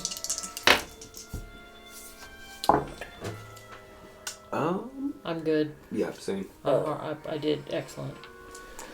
Despite the variety of items, there's a distinct lack of authenticity to the collection. You quickly realize that many of these antiques are merely imitations. Ah. A thick layer of dust covers much of the stock, suggesting that customers are few and far between. Behind the counter, a narrow staircase leads up to the second floor. Oh, I've got a map as well I can give you. In case we get into combat. Which we probably won't, but I'm just saying. Floor plan. Okay. Oh, okay. So the shop. Behind the counter, a narrow staircase leads up to the second floor, and you notice accounting books and records shelved beneath the counter.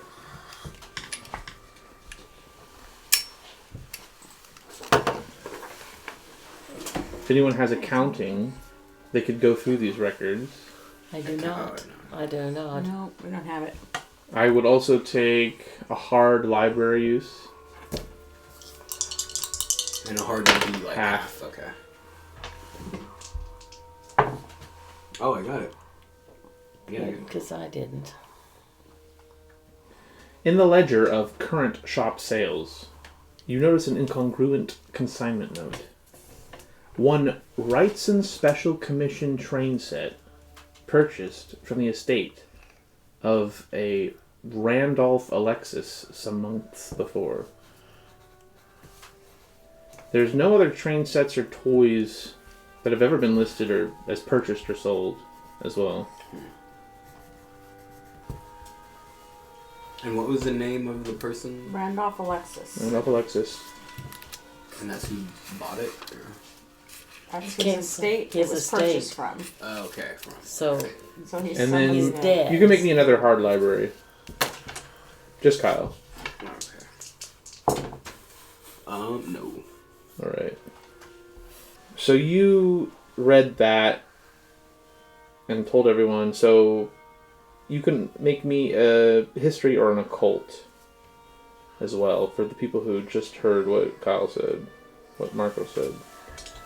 Do I make one The as name well? Randolph Alexis. Do I make one as well? Or- If you have history or occult, yeah. No, history 31. or- That is a pass for me. and I Nope. I don't have it. Well, I don't have either of those two. History. Oh, I got it for 2. With 2 to spare. Okay. Wow. So definitely Florence knows this. She recognizes the name from her research into the occult. There you go. So you recognize the name, and from what you know, he was an occultist of some notoriety, with links to the Golden Dawn and the Hermetic Order of the Silver Twilight. He shared his interests with his son, Albert Alexis, who also dabbled in the dark arts. I know this name. He's associated with the Hermetic Order of the Silver Twilight and the Golden Dawn. He has a son named Albert, who is also into the occult.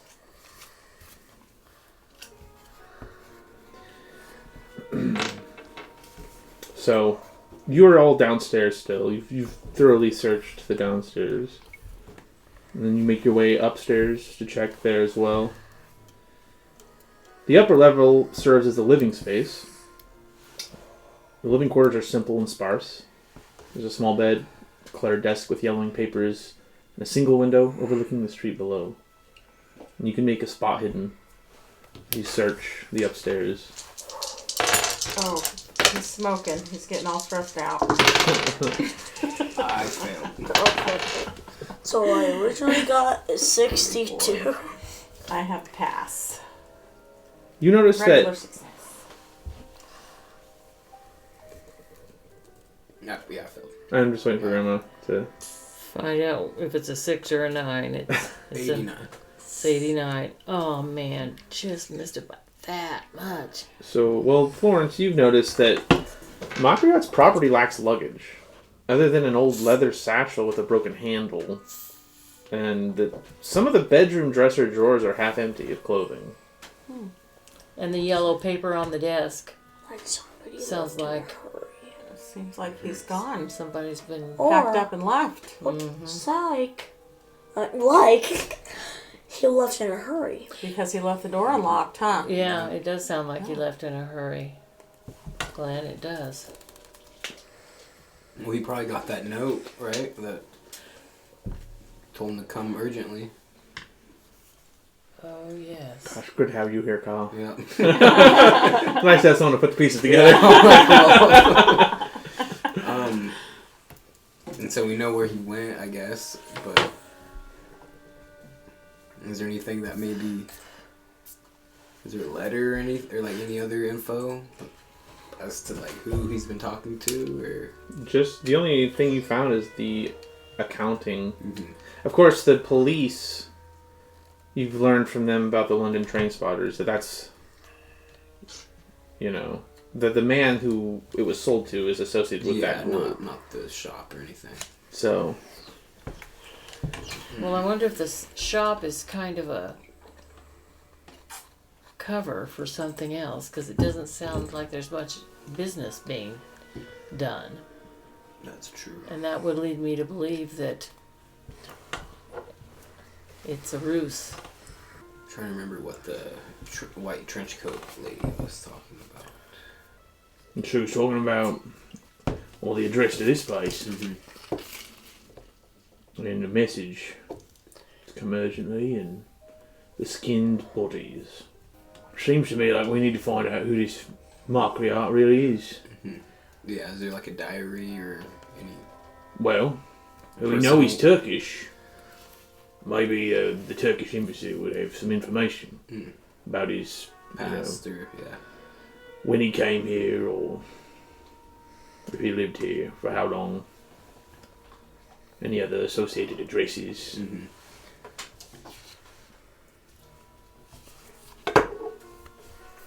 And then, we could find out where this London train spotters is. Should we try to learn more about the skins ones or? What about going to the London Train Association? Yeah. That's still on our list.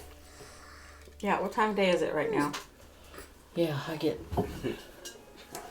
It's getting to be mid-afternoon. But when will our train start to depart? Not for a few more days. I think you have 2 more days. So your journey takes you southward to Camberwell, where narrow terraced houses line the mist-draped streets, the brick facades darkened by decades of soot. The headquarters of the London Train Spotters Association is little more than a private home. Though its purpose is evident the moment you step onto the modest front porch. There's a small hand-painted sign that reads, London Train Spotters Association. Enthusiasts welcome. It hangs crookedly beside the door. The brass knocker, shaped like a steam locomotive, gives a reassuring clunk as you announce your presence. And the door swings open almost immediately, revealing this man. Hello there. Hello. Hello, good day. And what brings you to my home? We're looking for information. Oh, really? Hopefully it's information about trains. A little bit, yes. Well, do come in. Come in. And he ushers you inside,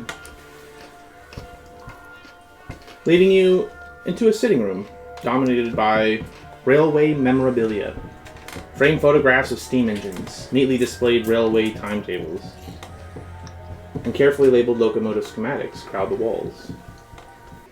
A grand display case holds dozens of miniature trains, each model resting on a section of track. The whole place smells of pipe tobacco, ink, and old paper, the scent of a man devoted to his craft. Butter gestures for you to sit, and he introduces himself as well. My name is Arthur Butters. What was the first name? Arthur. Arthur. Oh, it's my name too. Good name, lad, good name.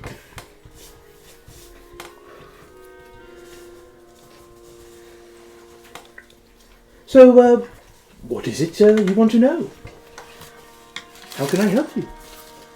Have you ever met a Mr. Henry Stanley from Stoke Newington? Arthur's expression kind of darkens, and he starts shaking his head.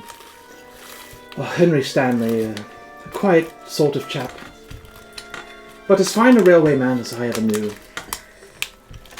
Been with us at the association for years.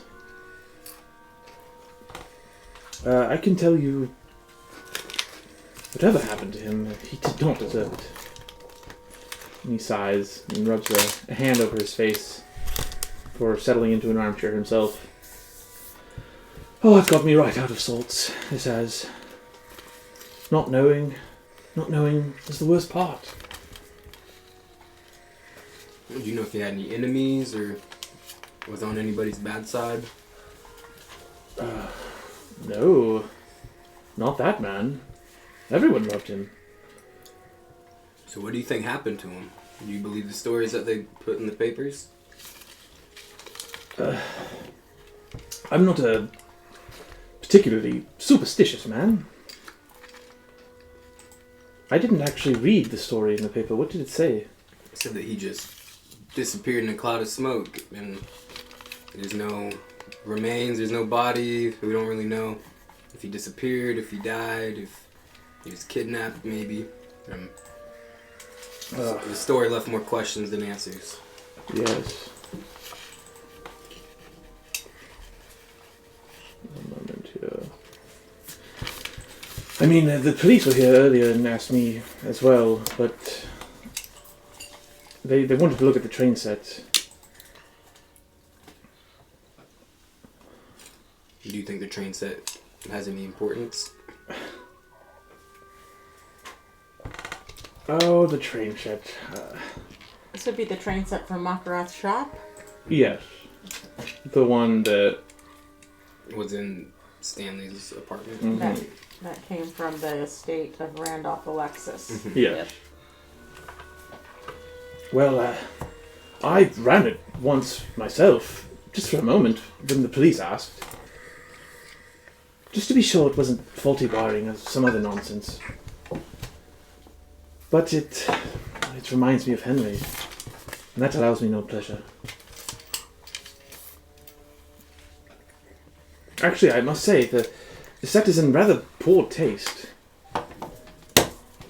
He hesitates, glancing towards a cellar door at the far end of the room. The model depicts an actual train, one that wrecked in '97 on the Liverpool run. Great loss of life.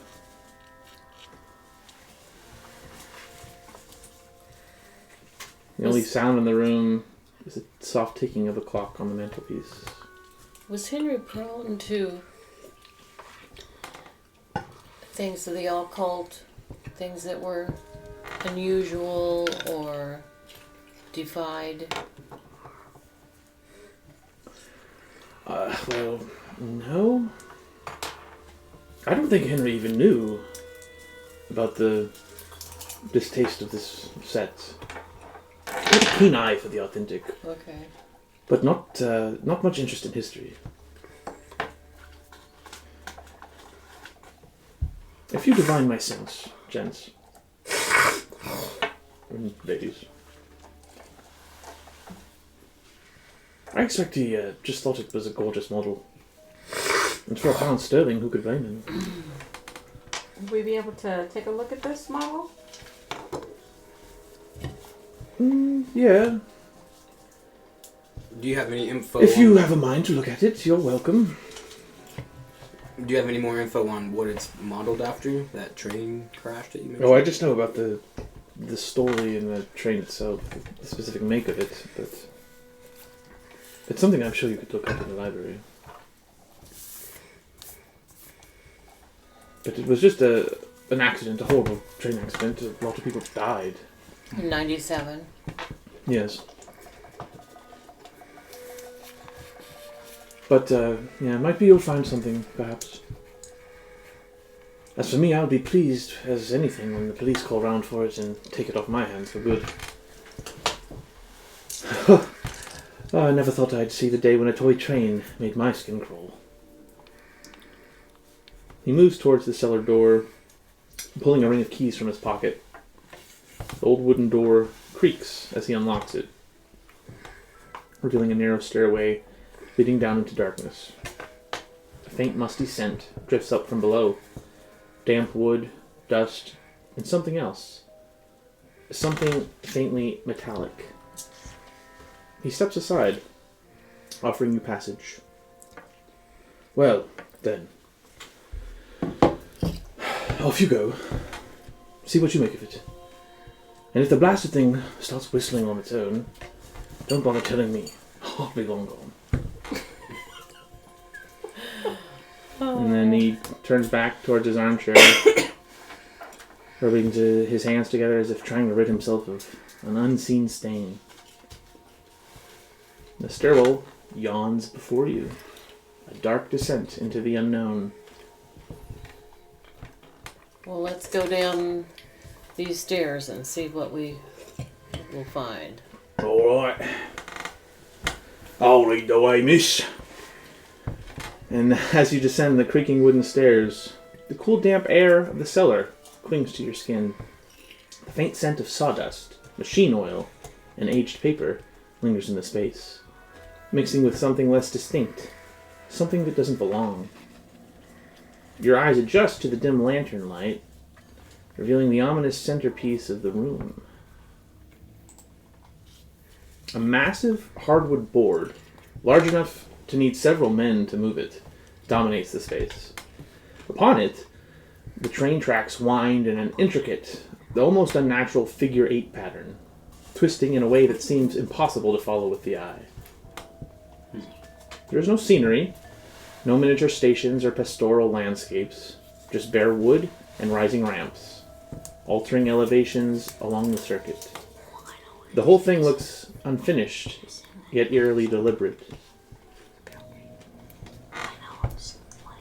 Is the train and tracks permanently, are the tracks permanently adhered to that big wooden board?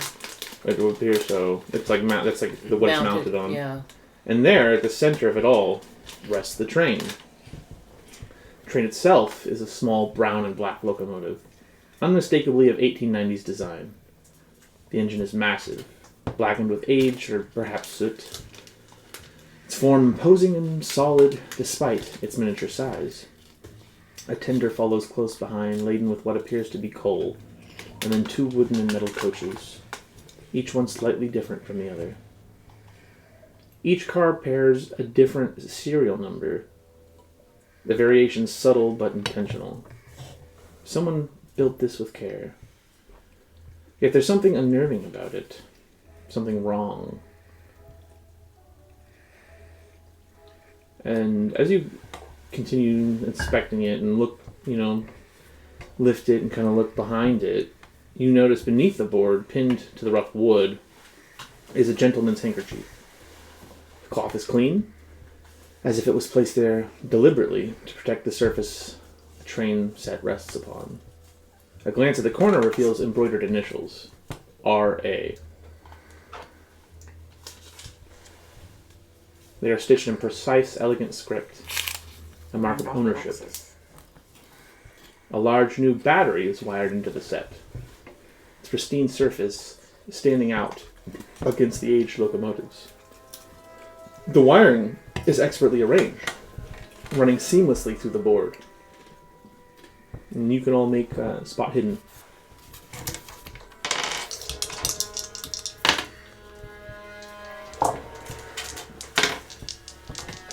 I'm a hard 3. extreme pass. 300. That's what I got. I'm an extreme pass. All extremes.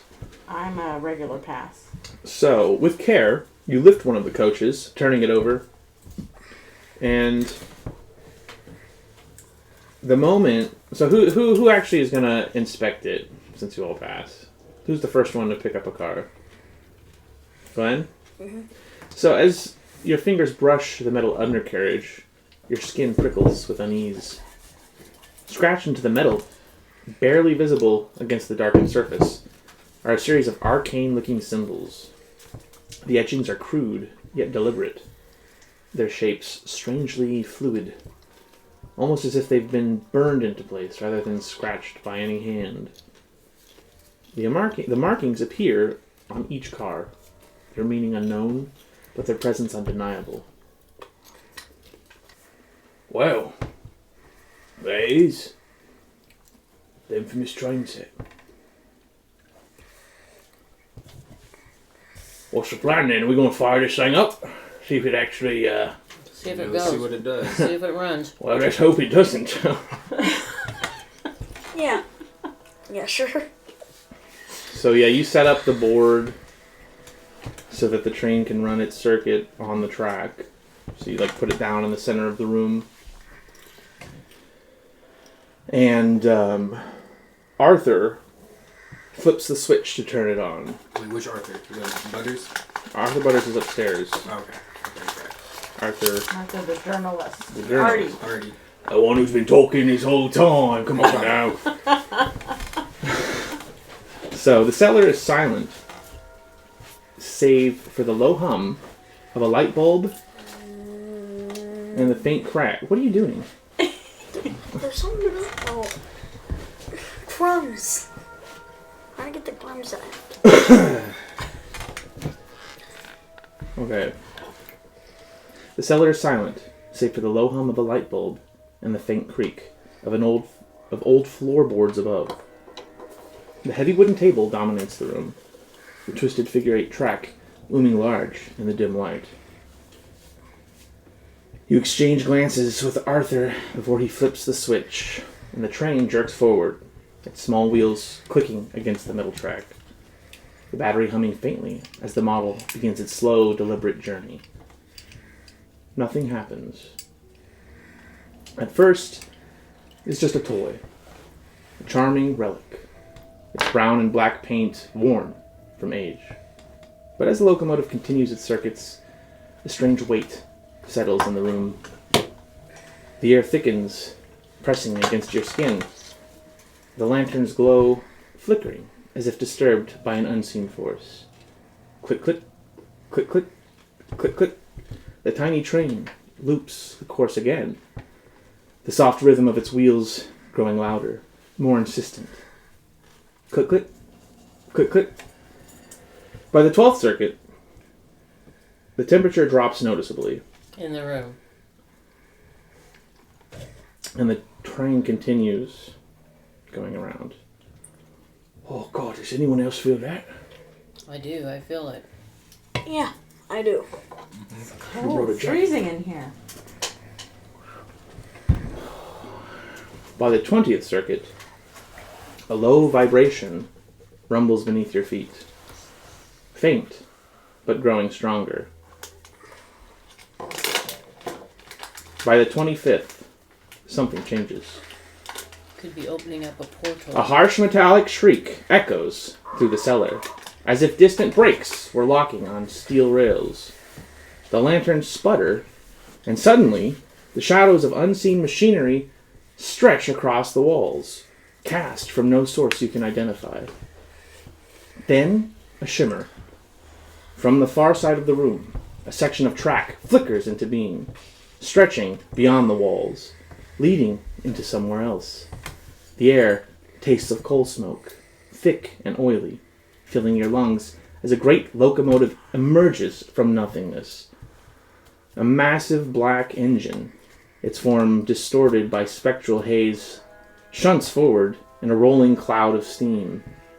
The sound is overwhelming, the thunder of iron against invisible tracks vibrating through your bones. The train is not bound by walls. It passes through the room. Its form is substantial yet impossibly solid, as the items in the room kind of go careening as the train comes in. But it doesn't like break the walls or anything. It kind of just materializes on one end of the room and then dematerializes on the other end. It's spectral. It's a portal. The coal car follows, disappearing into the opposite wall. Then comes the first passenger. As it emerges, the engine groans to a halt, releasing a final echoing hiss of steam. And the door to the closest carriage creaks open. An invitation. And you all are now going to need to make a sanity check. Oh, are we getting on or are we staying off? Whoa. Insanity, just the same ones. Like normal. Yeah. I will tell you if it's anything other. Let me just do that. Pass. Pass. Sanity. I got 69. I did too. Oh, that's not a pass for you, man. Yeah, I don't Your think you passed sanity either, Grandma. 65. Fail. So I lacked 14 points to get 55. All right. Do I take 14 off my... No. No. So, Florence and Marco, you'll lose 1. And then you and Glenn will lose 1d6. So, Roll one of 1d6. these. So we... You gotta roll one of these, Grandma. Oh, okay. That's right. got 5. 3. So I go down 3 from where I'm at. You need to change that Yes. to Pencil. 60. Okay. I need a pencil. Oh, let's change that to 60. And you lost 5, Glenn. Yep. Yes. Make me an intelligence check. Yeah, those two. Higher or lower? 23, you Lower. pass. 20. You, Stupidity. you hard pass. I don't think that's good for this one. I think you want to fail. Oh, you want to fail that one? Yeah, because if you fail, that means you're like not smart enough to. You got 23. All right. You're going to add +1 to your Cthulhu Mythos. And whoa. there it Just is. Glenn. Oh. Just Glenn. Cthulhu Mythos. Cthulhu Mythos is right there. So we're going to make that a 10. So you're going to be temporarily insane for the next 6 hours, Glenn. As you cannot really comprehend what you do comprehend what you've just seen, and it just does not agree with what you believe. You now have androphobia. So write that down on your phobias. Oh, what is that? I'll tell you after you spell it, okay? Wait a minute. Okay, phobias. Not you. Oh, not me. God damn, Grandma. Okay. This is Glenn. He just Yes. went insane. That's right. You're fine. Okay, good. All right. ANDRO. Phobia. Okay. It's a fear of men. A fear of what? Men. You're deeply afraid of all men now. What does that mean? So- Everybody? Or Yeah. Only men? So he is just really terrified of any man that he comes across, whether they're good or not. Scared. Yeah. He just hates other men. Even like his friends Or and he's stuff? scared or- of them, rather. He doesn't hate them. He's terrified of them. Thinks they're going to murder him in his sleep. You know? Well, that does kind of fit with one of the things because, you know. All right.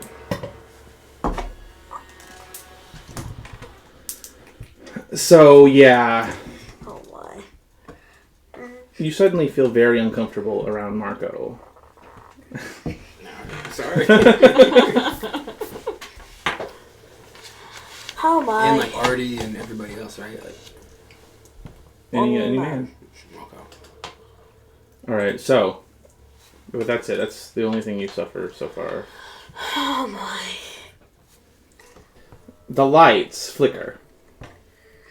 Their steady hum faltering as the last exhale of steam dissipates into the air. The first passenger car stands open, and then they step out. Men and women, dressed in finery from another era, glide from the train. Their movements unnaturally smooth, as though stepping not onto a cellar floor, but onto a station platform that exists just beyond your sight. Their faces are pale, their eyes distant,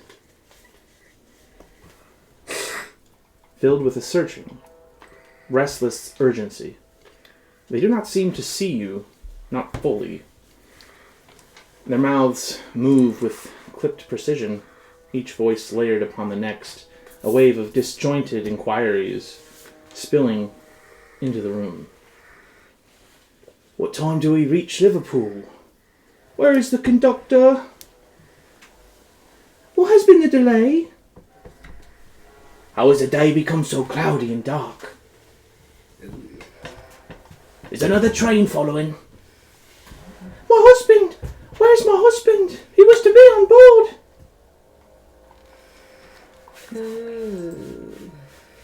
Like zombies. Yeah, they're like zombies. So yeah, you see these people spill out onto some platform above the ground that you can't see. And they're asking all these questions. Do they see us? Do they know that we're there? They don't seem to notice you at Yes. first. Okay. And they start to swirl like water spiraling into a drain, closing in around Arthur,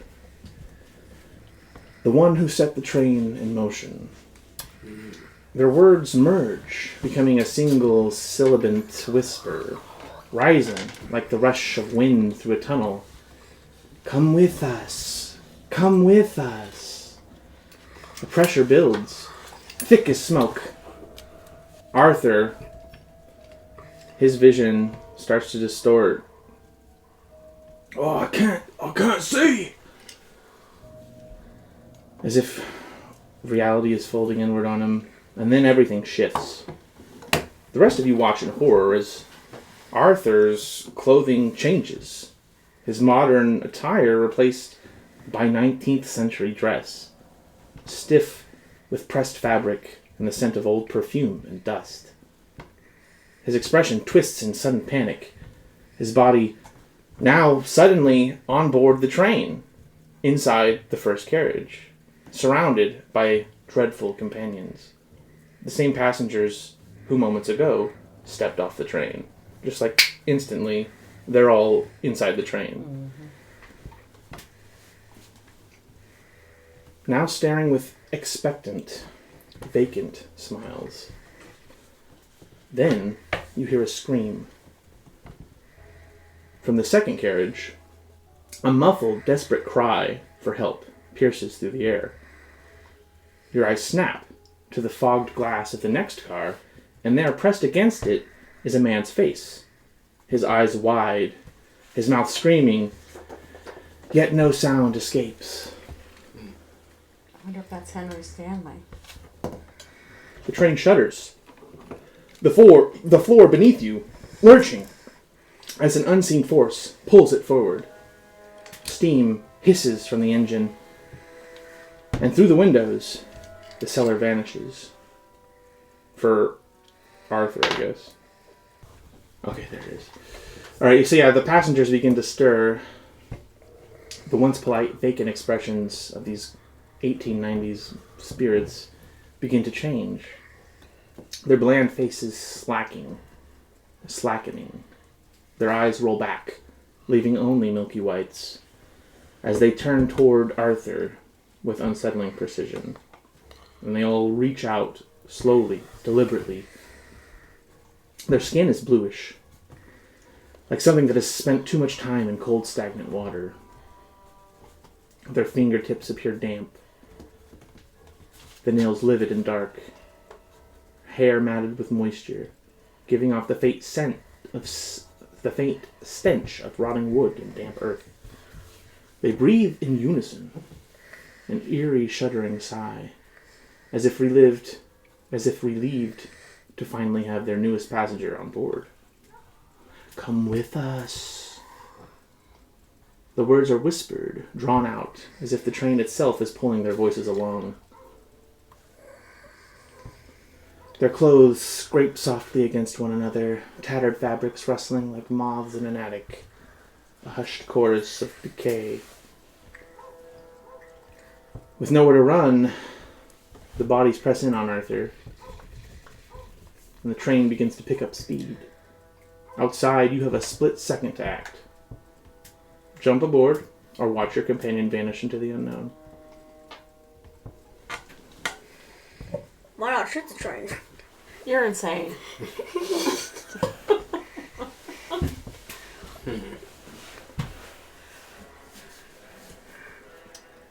I will definitely let him go. That's just me. I don't know. I also feel like I would let him go. I'm sorry. Sorry. Well, Because we've heard the stories about people disappearing, and if we get on that train, we're gone. yeah. At first, I thought we were going to have to get on it and go. It makes sense. The cloud of smoke is Please, train. don't leave me with them! I kick it. As you kick the train, you're suddenly on board. Ooh. Oh. And now Glenn is also stuck man. on the train. Whoa. So now you have to decide, are you going to let Glenn and Arthur be taken away? Or are you going to get on? Way to go, Glenn. I thought that would stop the train from moving. Does that make sense? Let's see. Should we? Good job, Glenn. You might have put us on a path that's either going to destroy us all, or there could be answers on the train.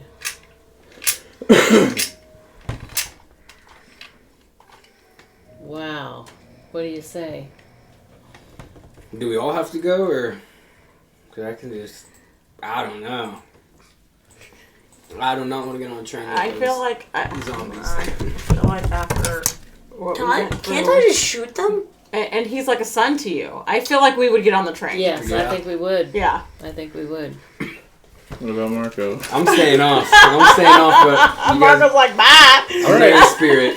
Come on.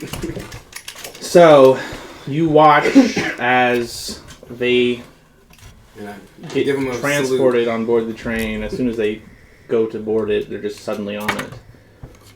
And I'm just And in then- the basement or the cellar. Yeah, and then you're left in the cellar, I can't and see everything anything. just kind of goes away. Okay. The train just vanishes into the other wall. The And it's just room feels normal again, But the train sets. and the train set is still sitting there, Okay. running. No, okay. Well, I guess it has stopped at this point. Okay. And I think that's good, because I feel like I could turn it on if I ever wanted to Yeah. go in there. So, anyways, in the meantime, for the three of you who got on, you're all going to lose 3 magic points. So, Do our weapons stay with us, or? you all are suddenly on board the train now, And you see Arthur as these entities are pressing in on him, trying to grab him, and we are now in combat. Ooh. Everybody, Dodge that. But you know what my question is? Shotgun. If these are ghosts, spirits, are our weapons going to do anything to them? That's what I was thinking. See, that's my concern. So if we're in a battle, what There's only one kind? way to find out. roast them. What do what? I'm just joking. Oh, Roast them? Is that what you said? oh, I feel like the train is all like the crashed people, right? Mm-hmm. That's kind Yeah, of it what probably is. I'm getting. Wait, Because the train's modeled after like a train crash it, crash it, crash it, crash it. But somehow make it so that we survive. well, we're going to have to come up with something really clever. Carol Ann, step into the light. Okay, stop. Wait, no. We somehow blow up the engine and then we jump off before like it crashes. Like we do something to make it so that the engine blows up. Well, no. Well, you don't even know where you guys are at. Like what world Yeah. or what Yeah. Yeah, what plane? what We're time. Okay. I feel like it's like back in time or something. Mm-hmm. Alright, okay, and then I need to get Arthur. So, first up is Kyle. So you see... Oh, no, sorry, you're not there. I was like, all right, how You're can I not help? there. That's right. Lucky you. You're safe and sound. Maybe So he's first up is not. Glenn. Okay, here we go. Yeah, I tend to shoot one of them. It's a good start. Okay. There's like 10 or so of these things kind of crowding around Arthur. So roll your firearms. These, right? I'm pretty sure. Mm-hmm. Yep. 31. Okay, so that is hard success. 3 plus plus 5. 2 was 5. Yeah, 5 you damage. shoot one of them in the chest, and it affects it. It kind of Everybody, we know what to do. goes back. Well, we know the gunshots are gonna work. Yeah. You guys all have guns, so I hope kind of makes sense. Yeah. I don't know. And then Arthur, he's gonna try and get to you guys. So he's gonna try and punch one that's in his way right now. Let's see what's his skill. Uppercut, uppercut, uppercut. Arthur actually is going to slip his brass knuckles on. And he's going to try and punch the one closest to him that's in his way, and he hits it. And it's going to try and grab him as he does this.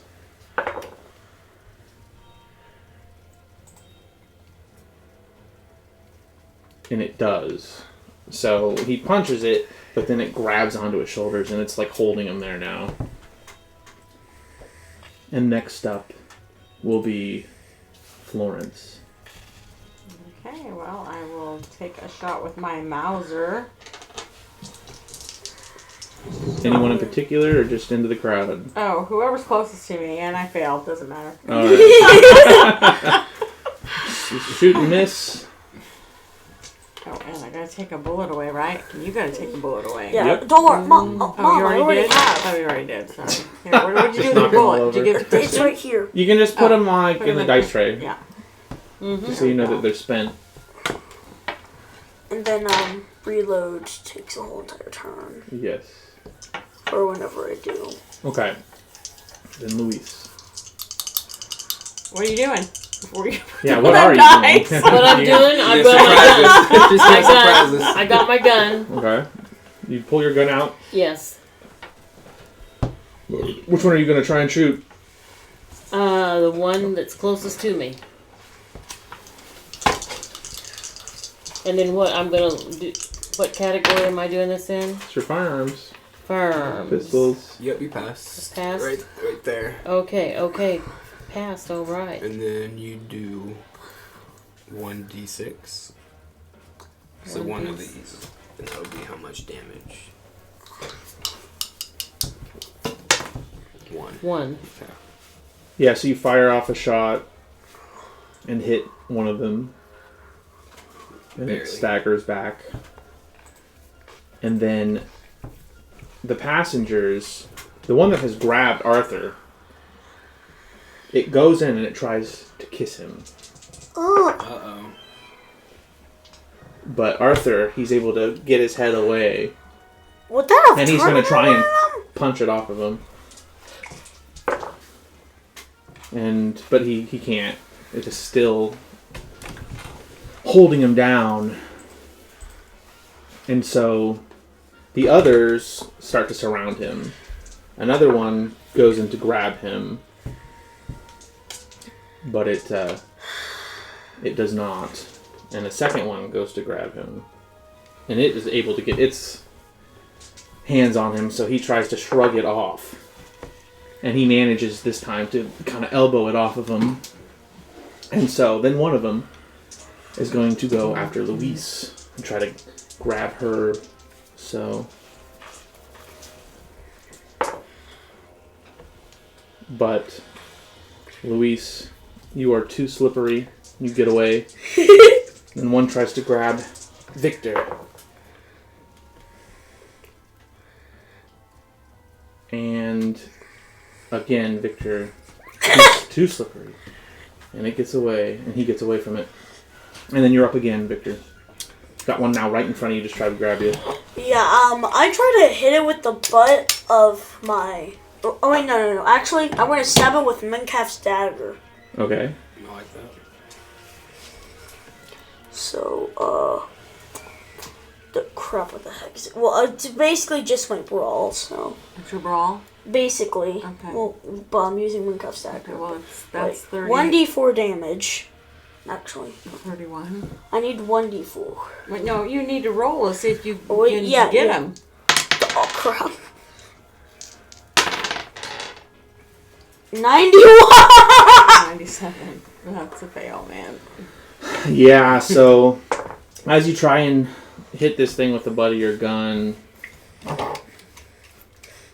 it tries to grab you. You miss completely and it tries to grab you, but it just kind of stumbles forward. And then Arthur is going to try and get free again. He's going to try and break free, but he can't. This thing's still got an iron grip on him. So Florence. Oh, we're going to take another shot. There's one attacking Victor, one attacking Luis, and one attacking Arthur. Well, Uh-oh. we will go after the one that's attacking Arthur. 0 and a 1. Nice. That is a critical success. Crit. And I was a bullet because I just shot it. Yeah, so you shoot one of these things in the head, and its whole skull just kind of explodes, and it falls back and hits the ground, and is now prone on the ground without a head. Which one? The one that was on Arthur, and Arthur is now free to move. And Luis, you're up. There's one in front of you trying to grab you now. Oh, nice. Yep. You got 6 6. Okay, with a shot, right? so which one are you going to shoot? The one... The one right in front of you? One right in front of me Okay. that's trying to, Perfect. get me down. So yeah, that's a critical, so you don't even have to roll damage. So I need to take one of my bullets and put it. Uh-huh. Okay. So you also shoot it in the head, and half of its skull kind of comes blows off. off, and it goes careening into one of the seats of the train. And then the one, Arthur is about to get grabbed again, Oh my. and he tries to fight it off, and he succeeds. He pushes the thing back, and it falls over onto its back. And then the one, let's see, we got 2 down. Okay, so then another one is going to try and go after Luis.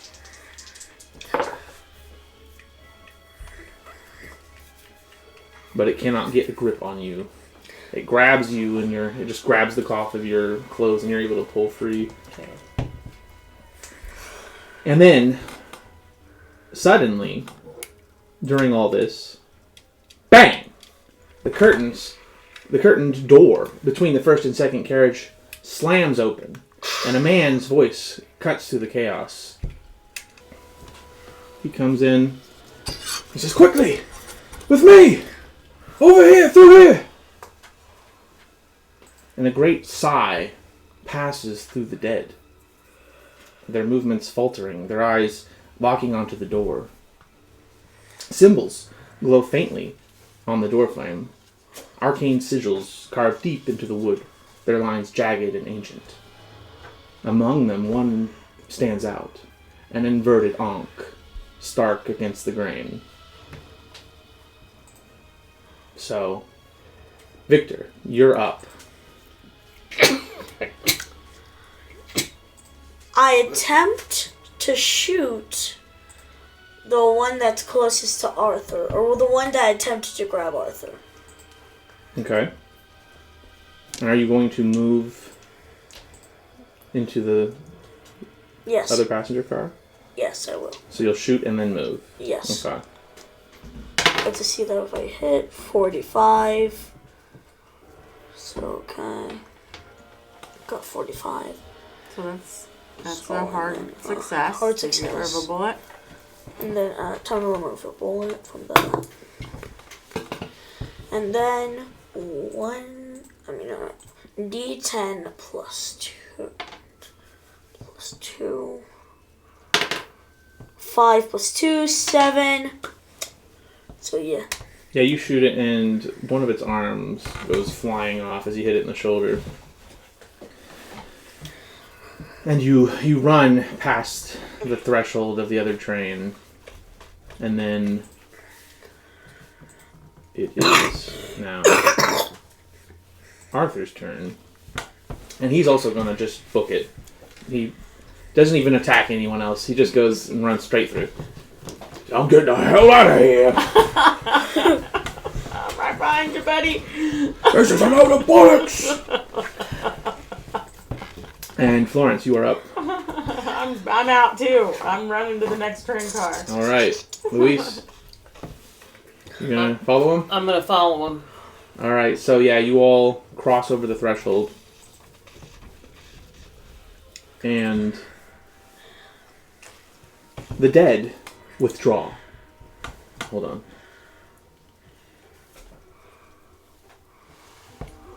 So yeah, the dead withdraw, murmuring in frustration, their fingers halting midair, unable to cross the warded threshold. You hurtle through, dragging Arthur with you. The moment the last of you cross, door slams shut, sealing the moaning dead on the other side. And the man before you is breathing hard. His hair is wild, his waistcoat slightly askew, and he straightens up, a bemused grin on his face. Welcome to the 9:15 to Liverpool. He pants, wiping sweat from his brow. Although we are currently running rather late. And then he bows.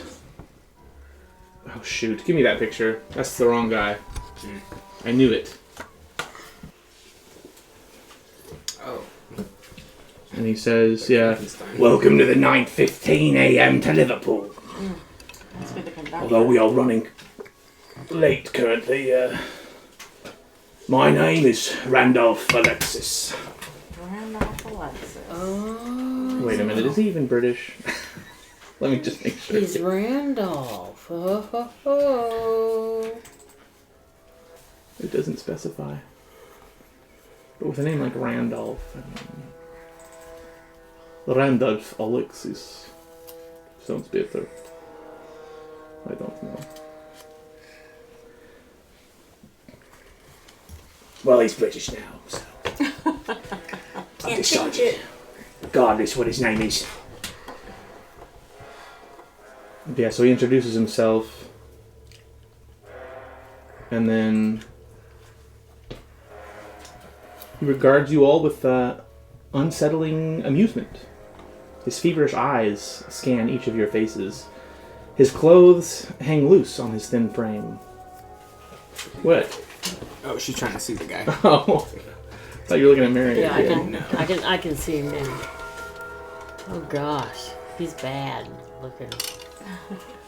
I'm afraid of him.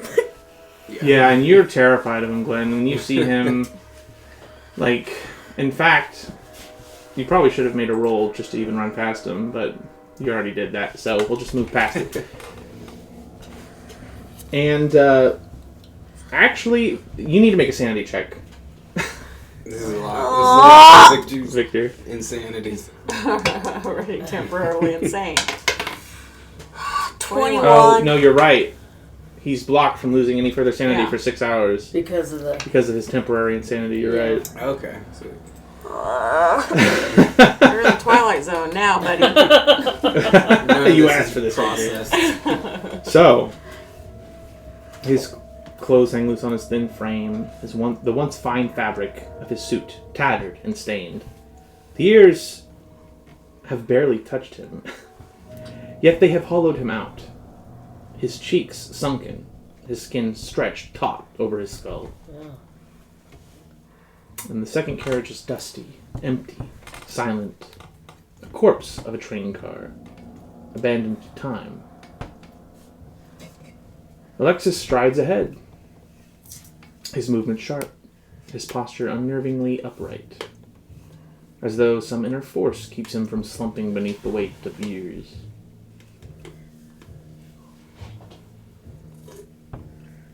Come with me. Where are we going? He doesn't answer, he just walks forward. Do you follow? No, because he's. Does anyone follow? I mean, right now he's an occultic. No, I definitely don't. He's an occultic. You've nothing to fear from me. It's not very reassuring. I could have left you out there with them. Yeah, I'm just gonna do a psychology check. 27. You get the impression... Hold on, let me check something real quick. You get the impression that this man is completely insane. Yeah, you're completely insane, bud.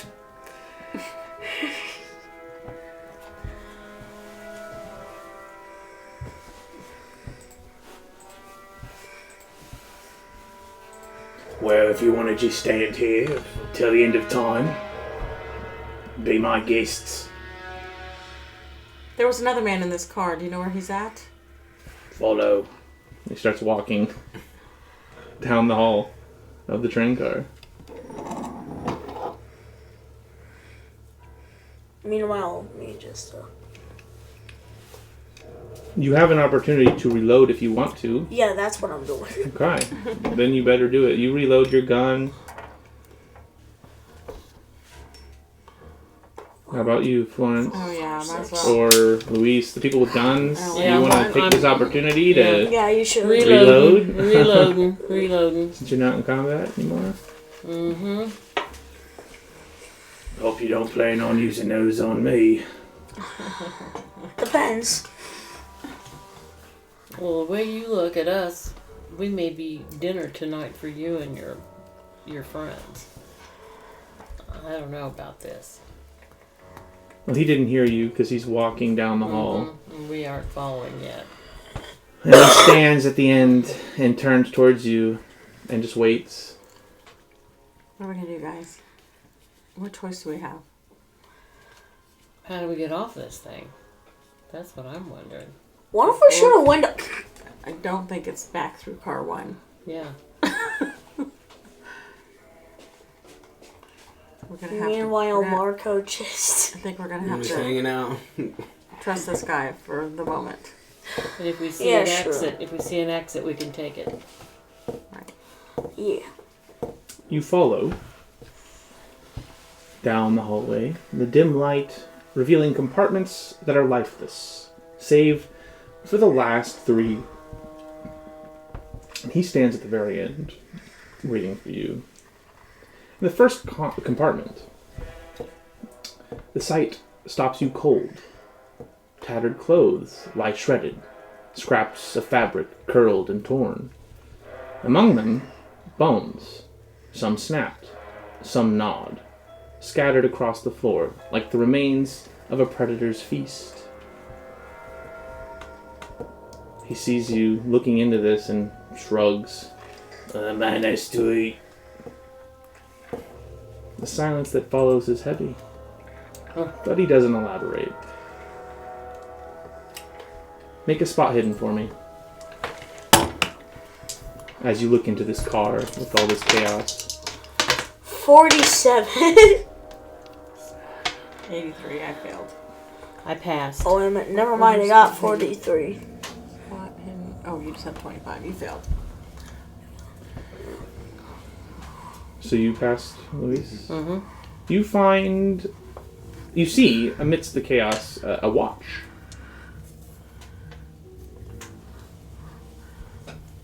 Lying on the ground. I pick it up. You notice, as you're inspecting it, give me another spot hidden, in fact. 14. You notice that the watch is engraved with the initials AA.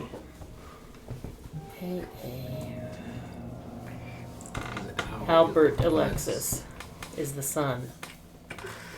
Yep. As you continue down the hall, you pass the second compartment, and a man inside gasps.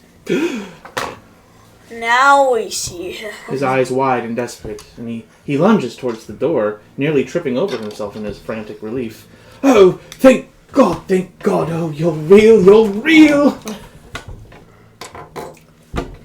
You good? His face is drawn, his hands shaking, as though he hasn't seen another living soul in years. He watches. Alexis watches with a smile, but it does not reach his eyes. When first we came, this place was empty of the train. I see now one day when it will be filled, and there will be no room for more. And my name is Henry Stanley. It's nice to meet you. Oh. His eyes flicker upward. You follow his gaze. The ceiling above him is covered in thousands upon thousands of tiny ticks, each scratched with meticulous precision. When will that be? Time is different here. It seems to me no more than a month since I made my great error. And yet my register, he gestures up towards the marks, shows so many episodes of long sleep that I calculate confidently that the year to be late 1911. And the air of the carriage feels heavier, the weight of his words sinking in. And you can make me a psychology check as well. Everybody? Anyone who wants to. 19. Oh, well, my psychology is 52 and I got 52. What happens then? Huh? If it's I got a hard one, but I am 52 and I got 52. Okay, yeah, that's fine. Yeah. just barely. So, yeah, he seems much more mentally intact than Randolph is. Henry, what can you tell us about this train? Well, just look outside. And you step to the window, drawn by the wrongness beyond. But by the colorless void, stretching infinitely outward. There is no sun, no stars, no horizon, only an endless gray expanse, thick as fogged photographic plates, swirling like a landscape half developed and abandoned. Cutting through this ashen nothingness are innumerable blue-black lines, twisting, intersecting, curling in dark serpentine loops, each one a path etched. The ghostly imprints of an endless passage. The lines weave together into a vast wad of movement, an intricate tangle of circuits that seem to extend forever, stretching outward, beyond sight, disappearing into the void. And the train shudders beneath you, and for the first time you feel it, a pull, something vast and indifferent, something that drags you forward, piece by piece. Tick. A lurch not of the wheels, not of the engine, but of something greater. The train moves against the twisting lines beyond, its own passage adding another segment, another mark on the great coiled path. You can see it happening. The world lines ripple, recoiling like the body of an immense unseen beast, their segmented coils shifting, undulating, forming new shapes, new paths, and the train moves forward. And the universe moves with it. You glance at the watch that you picked up instinctively, seeking some anchor, some assurance of time's dominion. And you notice that the hands have stopped. In fact, any of you who happen to be wearing a watch notice that every watch has stopped. The tick-tock of time is gone, swallowed by the inevitability of the doom train. By this realm, where time does not pass, only loops, repeats, erases, begins again. A glimpse of eternity, coiled like a serpent swallowing its own tail.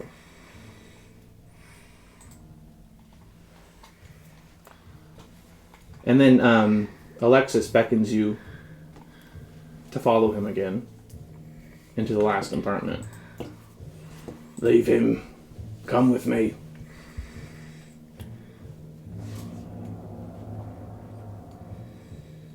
Do you follow? Yeah. Henry, can we trust that Randolph will not cause us harm? Henry looks at you with concern. And he says, well, I've survived this long. I think if we're just careful around him, it should be fine. Very well.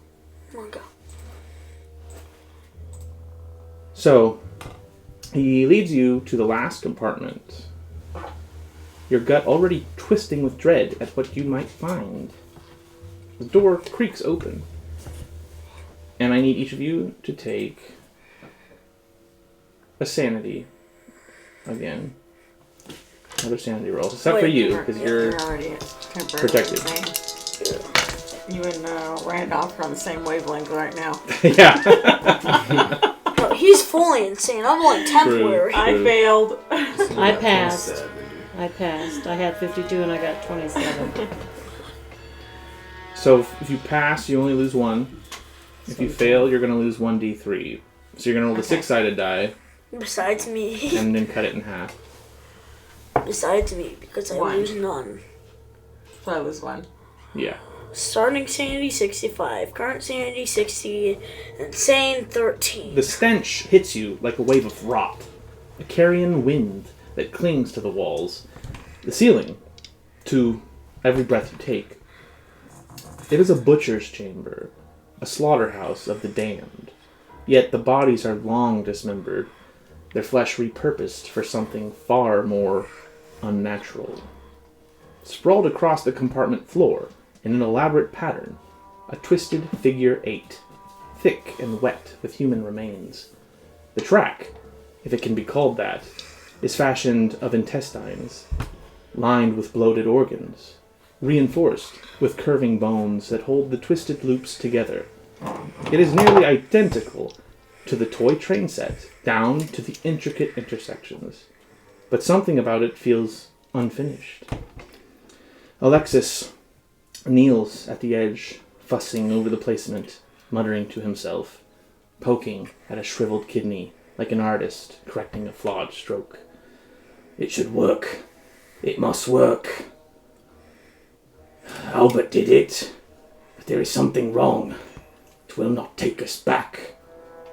His fingers twitch over the twisted loops, tracing the grotesque design in frustration. And if anyone has mechanical repair, I think you do, Glenn. Do I?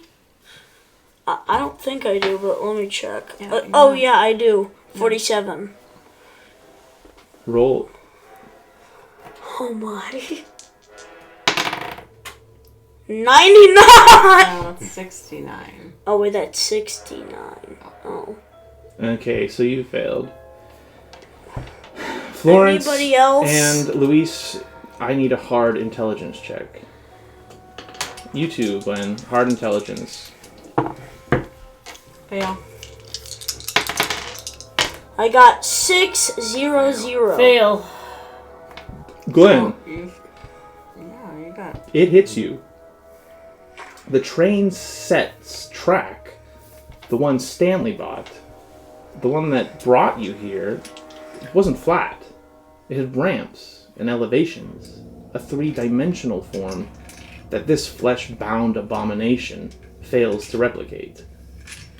We need it to be 3D. Alexis's wild eyes snap to you. Realization dawning in an instant. Yes, yes, that is it. The elevation, of course. Fool that I am. Before you can even react, he's scrambling, hands sinking into the bloated remains, pulling apart brittle ribs and coiled entrails, searching for anything that can be used to raise the track. Help me, he demands, his bloody fingers thrusting a split femur into your hands. We need elevation. There. Yes. Use the bones. The liver. Prop it up there. We must get that shape right. Yeah, let the crazies work on it. Whoa. There is no time for hesitation. No space for revulsion. You know, as surely as you know the horror of this place, that this must work. That it is your only way home. The track rises. Uneven, but complete. An obscene mimicry of the train set's design, twisted and reformed from human remains. Alexis staggers back, staring at his work of madness with something akin to reverence. Now, he breathes, reaching inside his tattered coat, and he pulls out a human heart, slick and rotting, its gray and green arteries dangling like the wires of a broken machine. We need a train, he says, almost gently, and then he proffers the heart. We must push it. You stare at the pulsating ruin in his outstretched hand, the expectant glee in his fevered gaze. 25 revolutions. That's what it took to bring you here. 25 revolutions and the Doom Train might return.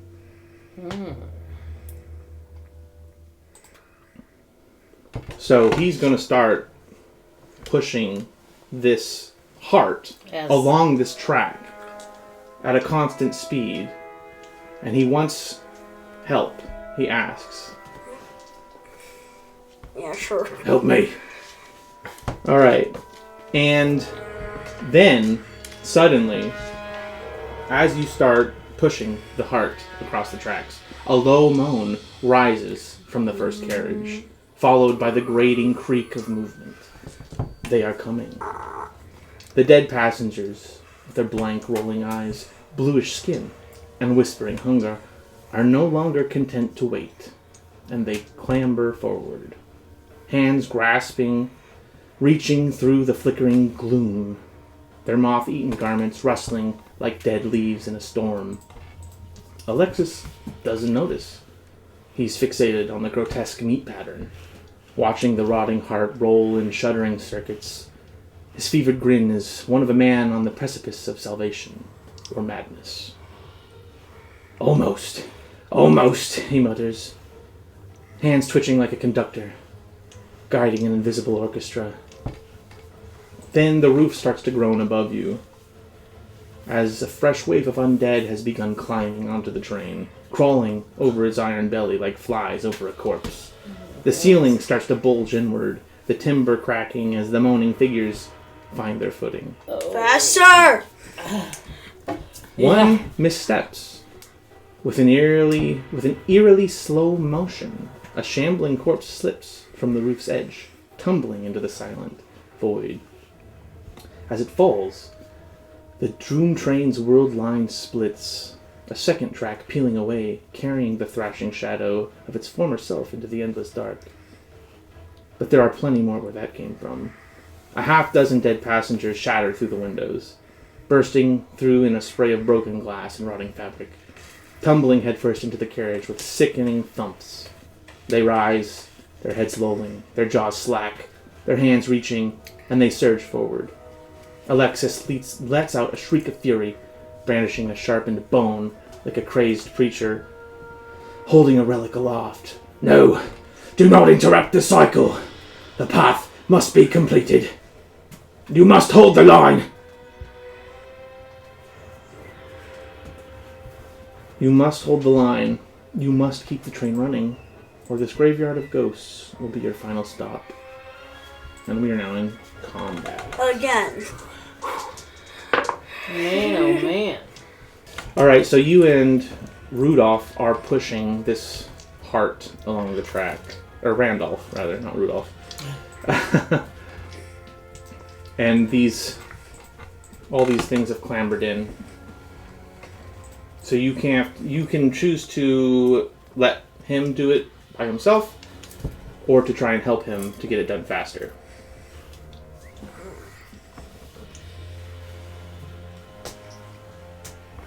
I kind of do it both. Like, Because them's the rules. You got a decision to make. It takes your full attention to push this heart perfectly along this track that you've made.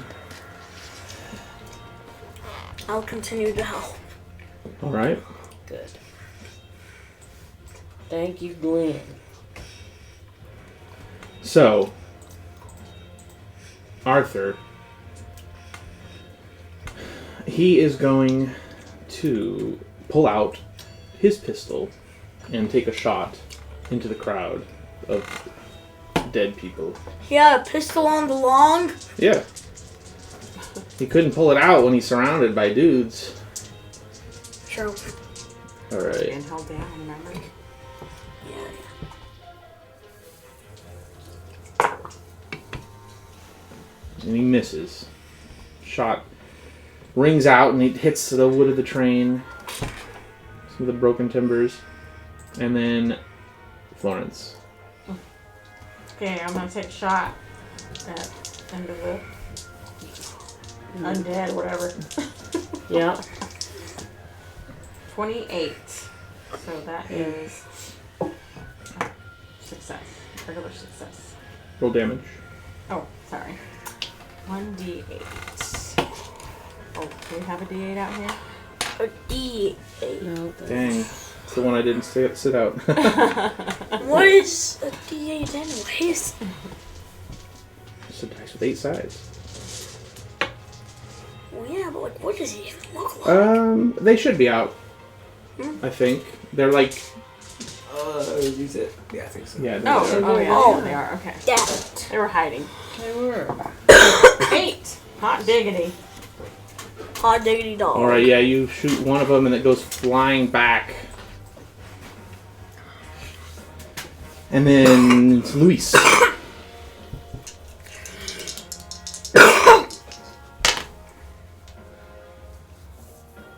Take a bullet away, Florence. 71. And what am I measuring? firearms. Yeah. If you're shooting them, I don't know. What do you do? I'm You tell me. I'm shooting them. Oh. Let me roll first, then I'll tell you what I'm doing. I failed. Okay, yeah, you fire a shot off and it hits So there's the train. okay. So they all get closer to you. They're all going to be within grabbing distance next turn. All right, Glenn. Yeah, I immediately stop and I'm gonna try to shoot one of them. Okay. And the roll, if I actually will. 35. That ought to be a good one. Yeah, that's a hard Hit. success. Okay. 0. So 2 damage. Yeah. So yeah, I got a 0. So then 0 plus 2, 2. All right. And then is Arthur. And Arthur is going to try and... Well, yeah, he's going to take another shot. Misses again. Way to go, Arthur. Oh. Susie. Lawrence. Okay. Pick up the slack. No whammies, no whammies. Success. Alright. Damage. Shot into the crowd again. My damage is going to be 3. All right. Then Luis.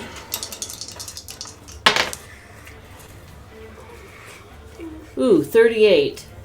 Yes. So Damage.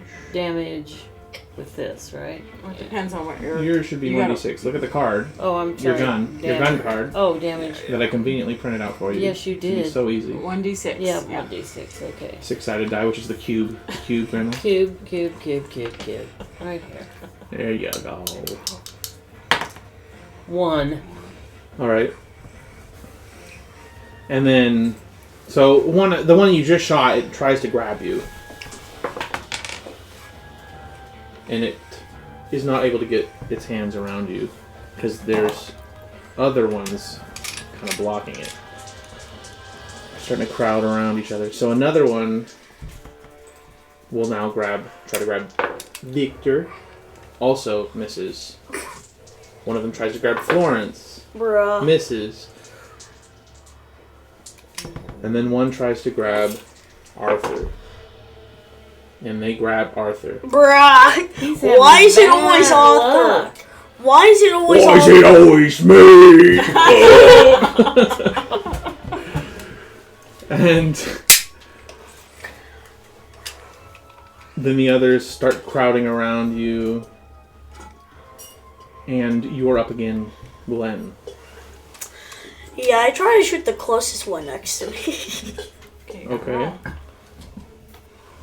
You're gonna roll disadvantage because you're surrounded now. So roll it twice and take the lowest or the highest.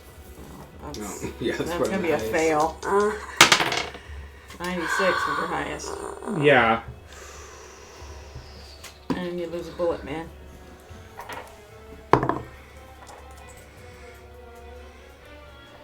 What is your malfunction? 99 on your Yes. pistol? Okay.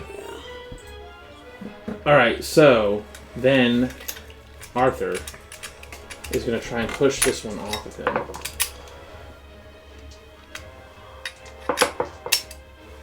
And he fails to do so. So it's going to try and plant a kiss upon his lips. Something about this kissing. Yeah, there's something to that.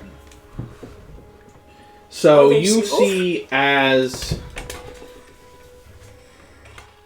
the passenger has grabbed Arthur and goes in and plants its lips upon his.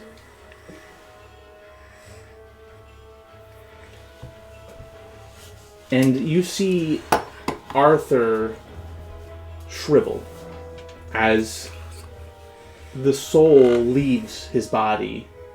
And he, in front of your very eyes, becomes just like the passengers on board the train. His clothes instantly change into period accurate garb, and he takes on a more sunken, disheveled appearance. And he turns to fight you. As he is now joined Forces the dead passengers. with the undead. They have planted the kiss of death upon him. You're up, Florence. All right. Guns a blazing. Here we go. Fail. Okay, and you were rolling to shoot, I guess? Yeah. Okay. Also, everyone needs to... So, you three, give me sanity check again.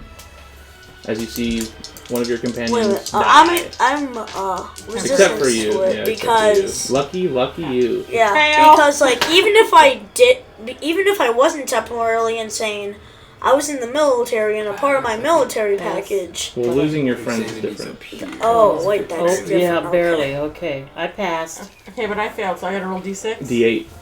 Oh, d8. Okay. You're gonna lose one. Luis. 2. Luis just loses one. And I rolled a 2. Alright. Luis is up. I'm gonna shoot.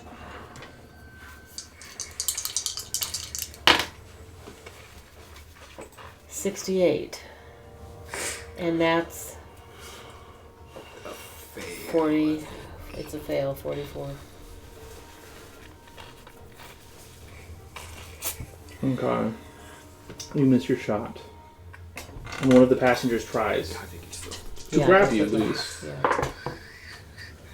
And it is unable to. Another one tries to grab Florence. Is unable to. And Victor tries to get grabbed, and they grab onto Victor. And Victor, you have a chance to push them off. Roll strength, I think. Wait. Yes. Strength is 55. Do I want to get below it or No, you higher? got 21, man. You got You a got hard it. success. Yeah. Yeah, so you push this thing off of you successfully. And then Randolph, he yells out, "Somebody help me push this thing faster!" And it is your turn again, Victor. So I attempt to stab the closest one to me Uh-huh. with Minecraft's dagger. Well, you can't without putting your gun away and then pulling your knife out. That's the whole action. Oh crap. Never mind, and then I try to hit the butt, and then I use the butt of my gun. Alright? Stop! It's what it's called, Mom! I know. I'm just saying, why aren't you just shooting your gun? I am in Mom, they're surrounding me! Okay. All right, man. Doing the best he knows how. 92! Misses. Yeah, they Just try had to... to kick the train. But you saved the bullet. Okay. So, Arthur is not able to get to you guys, actually, because he's surrounded by all the others, so he can't really move. And then Florence, your All right. turn. Taking another shot. 45 is a fail. Miss. Luis? I'm shooting. Running out of ammo. That's what you got on the train, huh, Kyle? Oh, Yeah, I'm just like, well, I kind of do, I kind of don't. I'm just, You'll be safe from all this nonsense. yeah. I missed. It's a big miss. Epic fail. Okay. You are... Okay, they're going to try and grab you. You get grabbed. Make me a strength.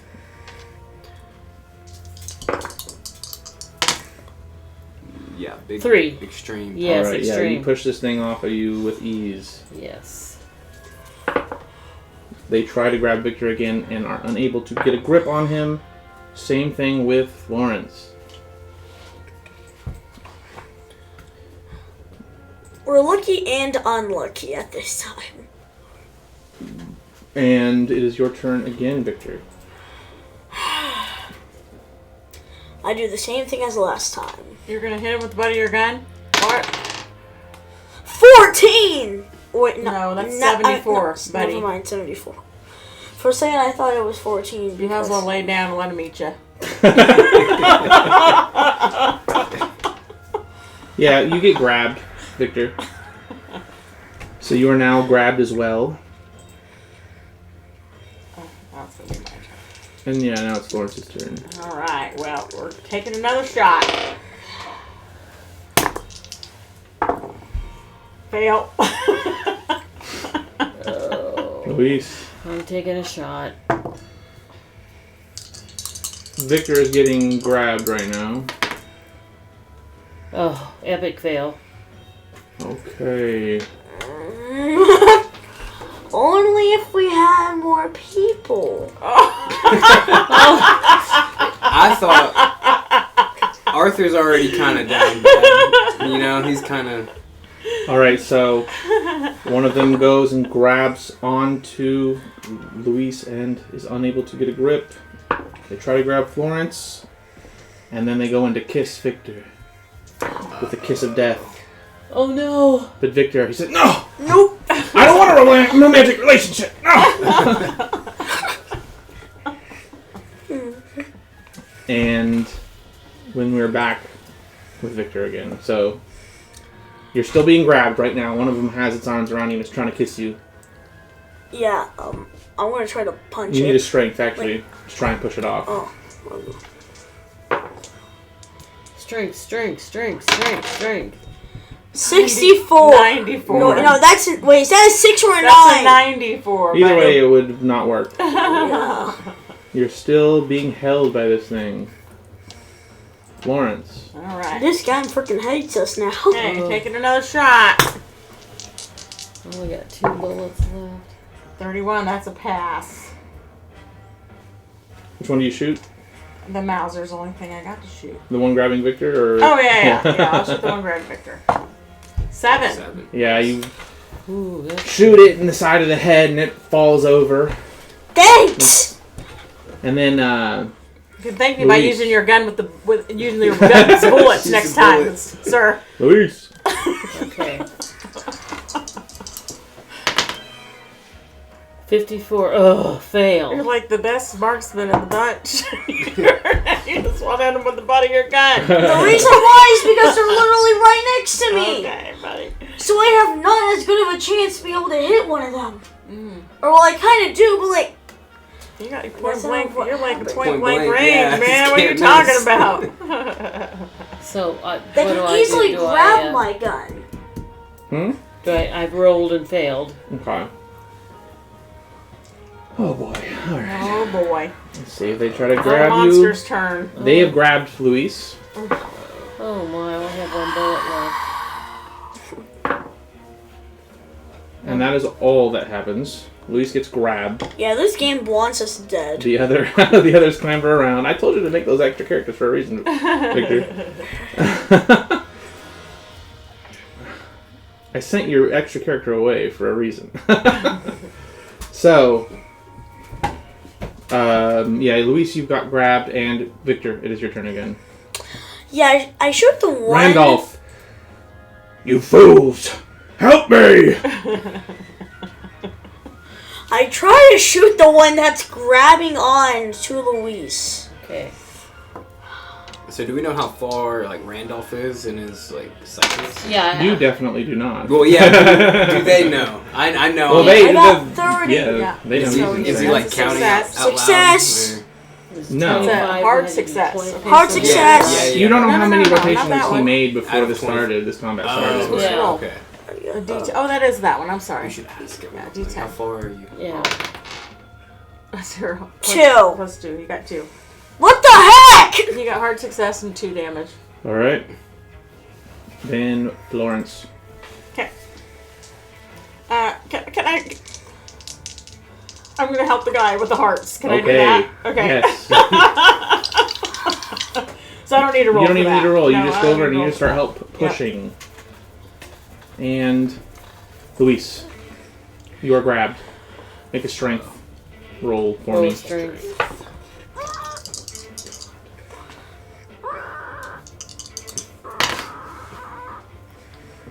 Zero. 97, I would say.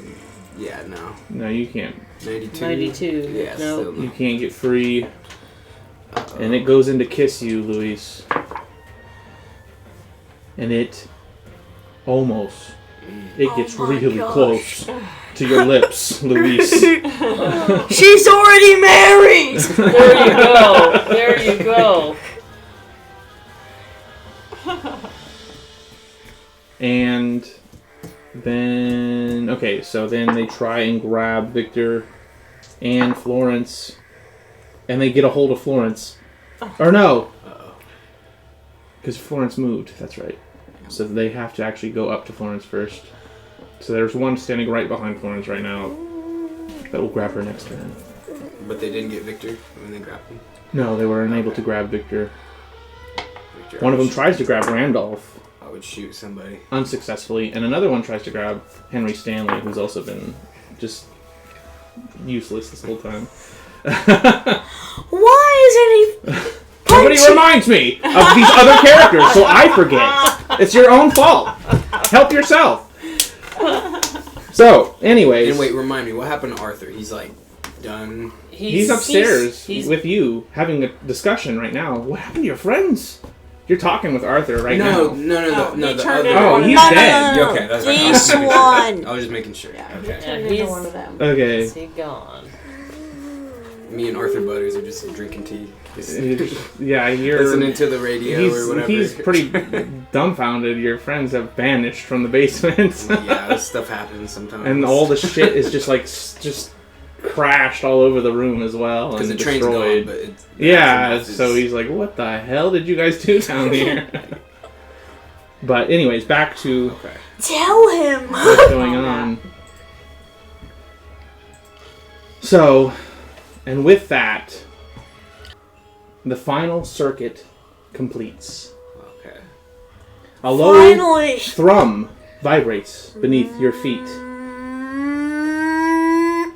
A click, click, click, rising into a steady, rolling rhythm. The sensation is impossibly familiar. The weight of the wheels on iron rails. The slight sway of a train on solid ground. Out of the windows, the gray void is gone. Instead, you see rolling hills, patches of frost-covered grass, and naked trees swaying under the pale light of an English winter morning.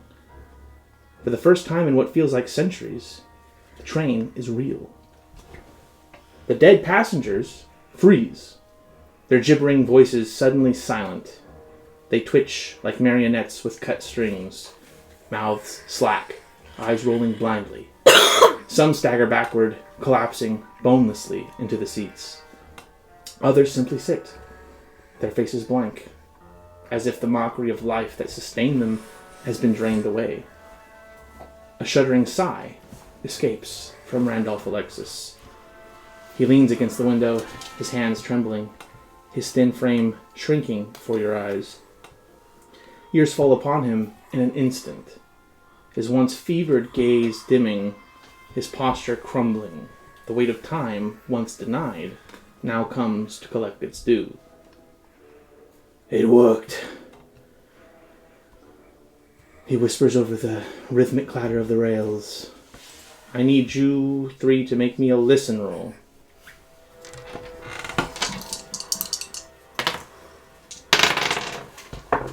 $53. And my listen is 40. Extreme pass. I got 60 Fail. and my listen is 60. Yeah. Almost extreme. 60 and 60? Yeah. I failed. Fourth is But it? yeah. I just Yeah. barely got it. This is Barely. extreme. Hard pass Oh, for okay. Grandma. Yeah. Okay. You hear a shrill, desperate whistle blast. It pierces the air. Ahead, the looming shadows of another train, a coal engine, chugging laboriously along the same track. The brakeman has seen you. More whistle blasts follow, urgent and panicked. The doom train is barreling towards disaster. The window glass rattles, the engine roars, its momentum unstoppable. You have seconds to act. The whistle shrieks again louder, more desperate. You have seconds to act. Jumping off this mofo. Okay. You try and jump off? What about you, Victor? What are you going to try and do? Same. You all going to just try and jump off the moving train? Wait a minute. Wait, no. Risky. I Remember, feel it's a- like that it's a we would have ghost train. died. It's a ghost train. I feel like that we would die because, like, how fast the train moves.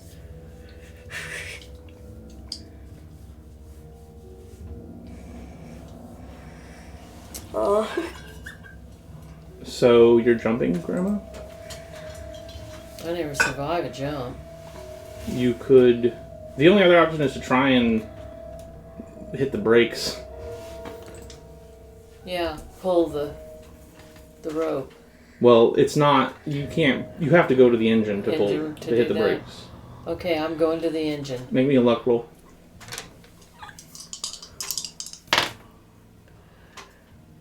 Was that 10? Yeah, extreme. Oh, yeah. Okay, extreme. and then I need Florence and Victor. I need you to make me jump rolls. I didn't know jumping. Is that a 9 or a 6? Like, it landed like this. But how am I for sure that it's Because it's left to right. Some numbers were... left to right? That's a 67, honey. So it's 67, okay. So and then it's like this. Yeah. Or like whichever angle. That Yeah, it's 67. I got So 67. that is. Where's jump? And then at? that's a Where's 7. jump? Oh crap. Jump, Your jump is 42, so that's a fail for you. Oh no! I got 16. So Can I just passed. unlock? Okay.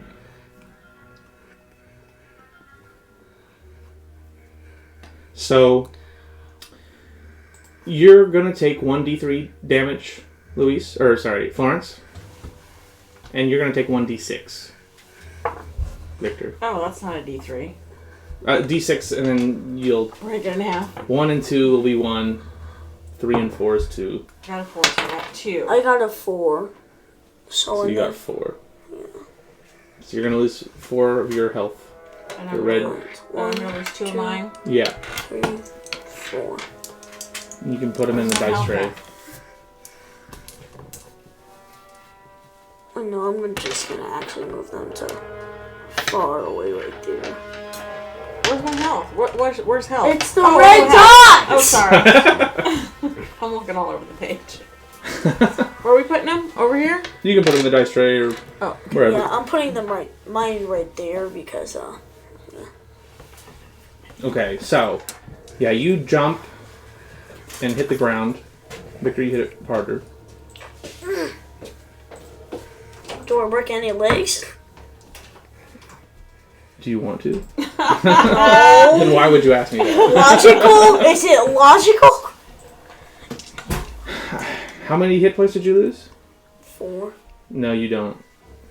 How much would I need to lose to break What a question. What kind of question is that? It's I need info! more than half of your remaining hit points.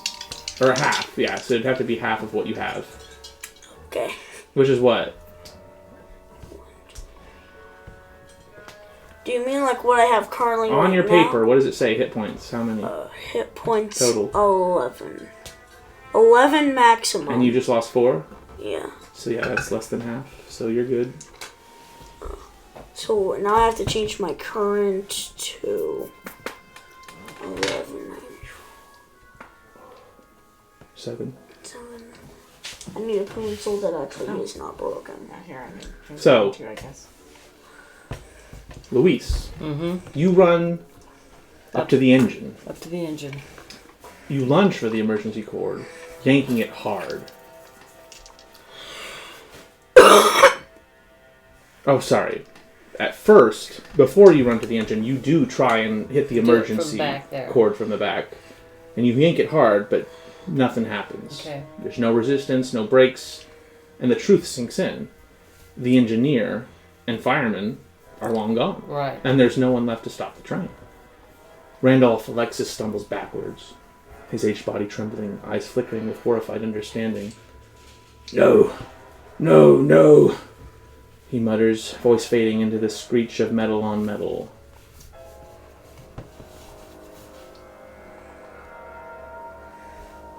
Oh, sorry. And then you run to the engine, and you do, in fact, hit the brakes. I grab that rope and all my weight just... Outside. It's by the door, if there is one.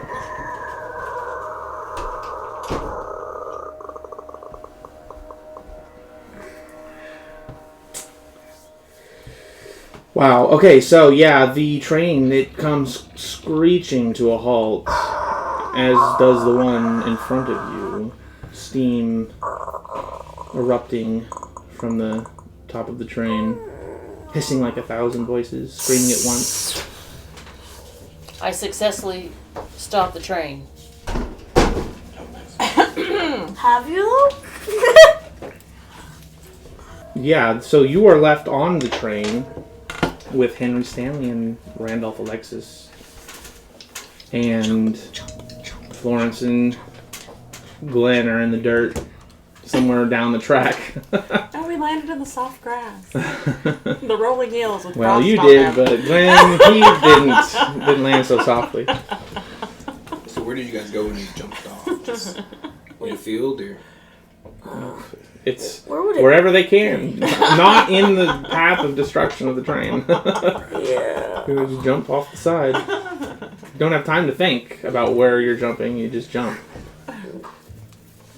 Except for, I guess, Luis had time. Well, I knew I'd never survive the jump. Yeah, I'm just gonna reload. Well, real if you quick. hadn't passed that luck, you would have died. I will tell you that Yes, right now. I know the trains that. would have careened into each Yes. other. You would be dead. I know. And you would have to go And into you your could new have easily character. survived the jump. So. But I didn't know that. You didn't. You didn't know that. Anyways, Because even if you took the maximum 6 damage, you wouldn't have died. you would just be dying. Yeah, you'd have just broken your leg like Victor wanted to happen to him. No, I didn't. I just wanted to know if I did or not. So, Where are we? Henry Stanley is sitting in the car's suit dirty, hair wild mess, and he stares at you. Well, I think I'm done with trains. And he gives you a tired grin, trying to mask the sheer horror in his eyes. Oh my gosh. Stamp collecting. Yes, that seems a much safer hobby. Don't you think? He's not an enthusiast Maybe it's not. anymore. Anyways, I'm just gonna reload real quick. Okay. And Randolph Alexis, slumped in a seat, wheezes a laugh, but there's no humor. His hollowed eyes flicker towards you. And he says, "You don't understand. The tracks are still there. The train is never truly gone. One day it will return." His fingers twitch, tracing invisible patterns in his mind. Henry, still rattled, tries to ignore him. "I don't know about you lot, but I'd rather not be here when the local constable comes asking about why a locomotive spontaneously appeared Yes. on the track." And he gestures towards the horizon, where the rooftop of a small village peeks over the misty countryside. "It looks like there's an inn just over that ridge. I say we lay low for a bit, get a stiff drink in us, and pretend none of this ever happened." Randolph chuckles, a thin, eerie sound. "Pretend. Oh, if only it were that simple." Henry grimaces and shakes his head. "Come on. Let's get out of here before someone decides to ask why we were riding a train that shouldn't exist. He strides towards the village. He gets off the train and starts walking towards the village. Randolph doesn't move at first. He lingers. And Glenn and Florence, you're just in the dirt. You see them getting off the train down the line, and you rejoin Luis. And then we go back to our boy Marco here, finally. And it's just me and Butters. Yeah, so you're left. You've been with Butters, and you two have been talking. Butter.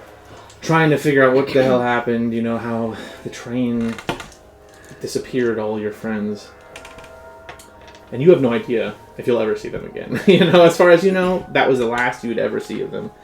But you're talking to him about it, and... Does he believe me about, like, what happened, or...?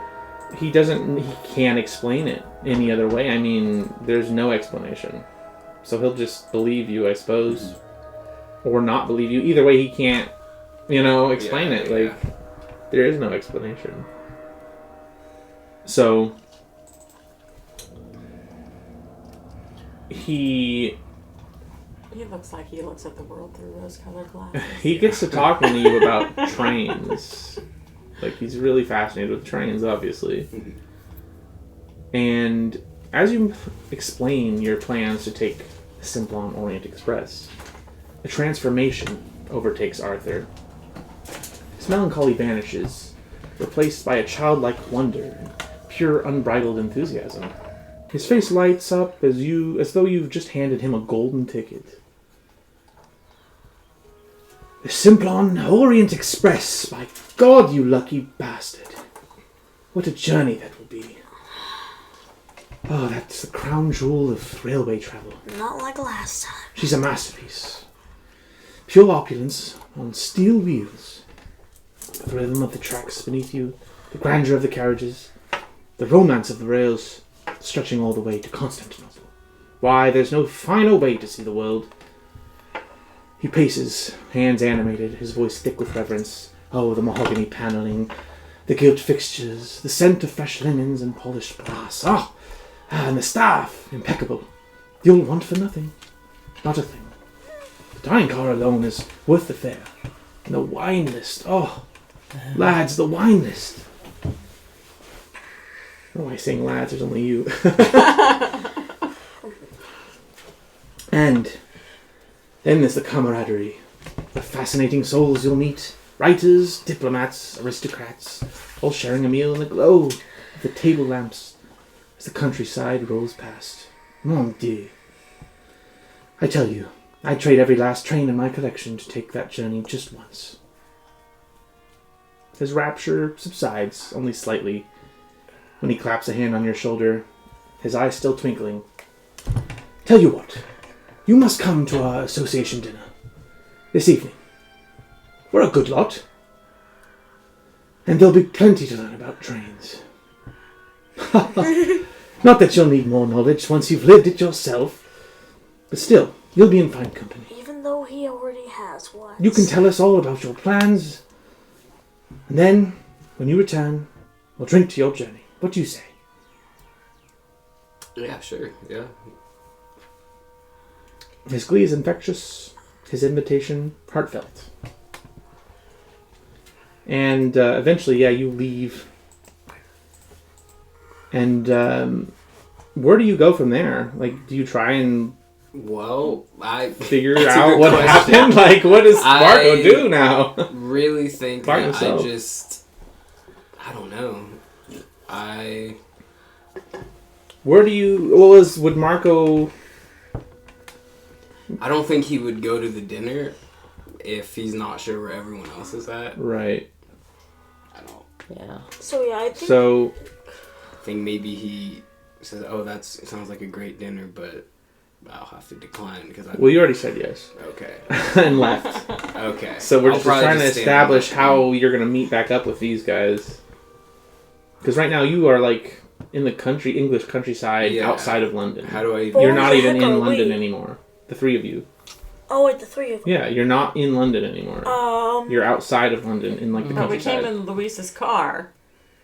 which is parked at Arthur Butters' house. So yeah, So I'll just kind of go.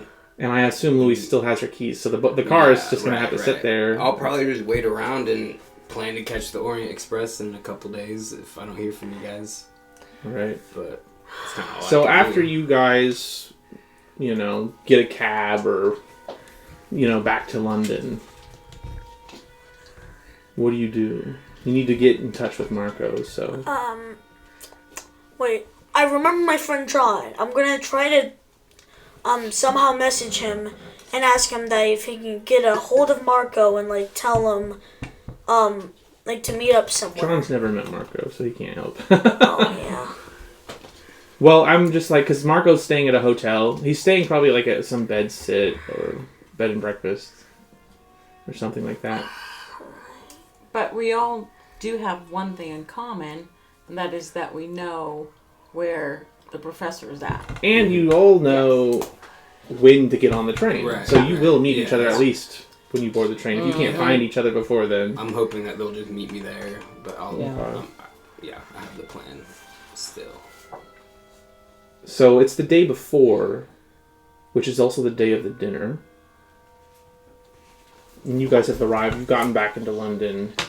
Well, I'm reloading my gun, for one. Yeah, of course, and yeah. I'm writing a letter to Estelle to keep her apprised of my adventures. I'm going to write Excellent. mine too. And I'm gonna, write a letter to John about what the heck just happened. Okay. And I want to go see my husband. All right. So, Luis, you have to go get your car. So you have the cabbie take you to Butter's home. Right. You fill him in. Yeah, we're alive, And he also invites you to the dinner once he sees you and speaks with you, catches back up with you later that night. And then you make your way to where you last saw Smith.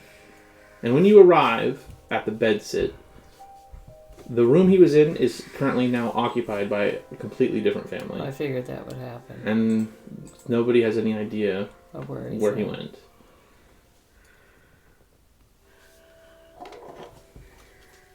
Well, that one copper at the police station was going to go get in touch with him. I wonder if he had success. I could always go ask him first. Yeah. You want to do that? Yeah, I do. I want to ask Sure. him. You drive over to the Scotland Yard. Scotland Yard, yes. You try to get in touch with that detective. Yeah. Or the constable, rather. And it takes some time. He's not too keen on receiving you, but he does eventually talk to you. Because he couldn't find Smith at that address. He was not there when he went and checked. And I'll tell him I was unsuccessful as well, that I went there and he was no longer there. Well, I guess we're back. I can't do it. Huh? I'm too fatigued to do accents anymore. Just don't do an accent, then. Oh, that's lame. Do you go to the dinner? Me? Anyone? Okay. Do you? Yeah, sure. I think if I meet up with them beforehand and they already agreed to go, I think We all go that's a together. good reason. Yeah. Yeah, I'd say you're able to get in touch Yeah. before the dinner. So, you return to Butter's modest home in Camberwell. It's already buzzing with conversation as you arrive. The evening air carrying the scent of roast meats and pipe smoke. The warm glow of lamps spilling from windows. Inside, the dining room is cramped, but a cheerful affair, filled with awkward, enthusiastic men in ill-fitting suits who, despite their apparent discomfort in formal wear, are radiating excitement. A long wooden table is set for the evening, a mismatched collection of fine china and well-worn plates. How long am I temporarily in Zandon? You're not anymore. Oh, It's so I can just been- erase it's long that. 6 gone. hours, man. Yippee! And yeah, well-worn plates and silverware clinks as the members adjust their seating. At the head of the table, Arthur Butters stands, raising a solemn hand. He clears his throat. Before we tuck in, gentlemen, a moment of silence for Henry Stanley. So at this point, you haven't told him that you found Henry Stanley, so he still believes he's dead. Right. Wherever he is, Oh yeah. may he return to us soon, safe and sound. Oh yeah, and then wait, what about I just say that he's actually alive? Probably cause. Wait. Yeah, this causes quite a commotion. Wait, guys, so something we might have not said, or no, we didn't say. He's actually alive. What? Yeah. You've seen him? Yes. So you remember that like train thing Of course, in yes. your basement? So. And then you just disappeared, yes. Somebody started it, Arthur, not you, but the other Arthur. Well, I know I didn't start it. And he got sucked in there and I kicked it because I thought that would stop the train, but I got in there. And then the three of us got in there, or well, you two got in there. Louise and Florence, and Marco decided to not. And we almost died. But Arthur died.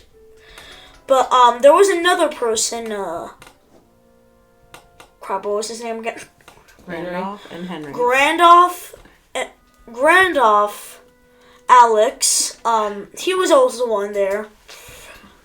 Slow down, lad. This is a lot of information. You tell us our friend is still alive? Yeah. We don't know This is most exactly. excellent news. And we were able to get off the train, or well, me.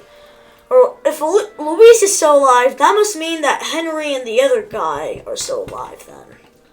Well, we can't wait for Henry to come back and join us for dinner. He might still be at the countryside of London, though.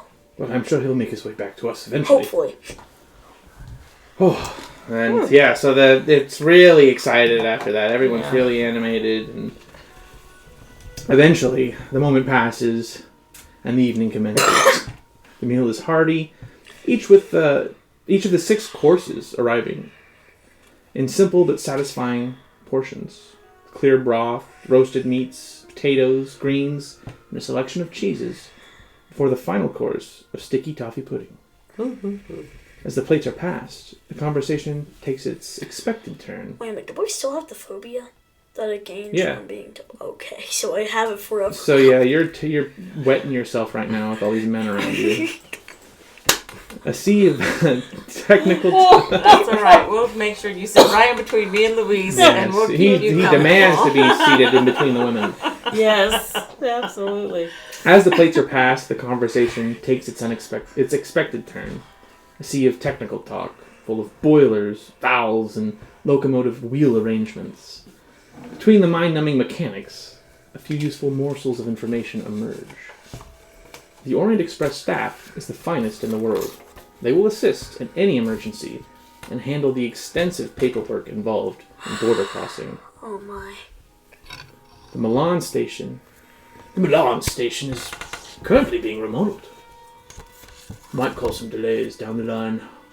Bandits once attacked the train in Bulgaria. Not recently, though. I don't remember being on the Orient Express. Lucky you. 2 trips in 1 lifetime. That's what you To be say. born blessed. You say. I remember the last time I went on it, it was. I don't even know how to say it. Until I know, if you think I would say it was amazing, it was amazing, but it was also horrifying. You see, I think he wants Minecraft. to hear about it. You're gonna tell everyone your story. yeah. I don't know if you actually want to hear it though. Well, save it for after dinner, perhaps. Yeah. So then, at some point, someone mentions snowfall can completely halt the train through the Balkan Mountains. Travel in winter is not for the faint of heart. And then, at some point, the Simplon Tunnel as the longest in the world, stretching over 20 kilometers. 65 men died during its construction. Attendants at Circesi Station in Constantinople have a bad reputation for losing luggage. Bribery can ease progress through some European borders, but don't try it in France. It won't end well. Arthur Butters speaks of, Walter Partridge, an absent associate member. He's ill right now. He plans on riding the Simplon Orient Express this season. Amid the chatter, one of the gentlemen leans in, swirling his brandy. Now, some passengers speak of the most vivid, beautiful dreams when riding the express. Life-changing experiences, even. There's a murmur of interest, but Butters snorts dismissively. Bah, poetry and nonsense. A train's a train. It rolls, it stops, it rolls again. Doesn't matter how fancy the upholstery is. The other men chuckle, though a few exchange knowing looks, as if they're not quite so sure. With the final course finished, brandy and cigars are brought out. The room fills with curling tendrils of smoke, and Butter relaxes, clearly in his element now. As the evening winds down, Butter claps a hand on your shoulder. Marco, eyes twinkling. You lot, you'll have stories to tell when you get back. You come round next year's dinner, you hear? Tell us what it's like on the grandest train of them all. And he leans back in his chair, eyes glinting with quiet envy. And that concludes the evening.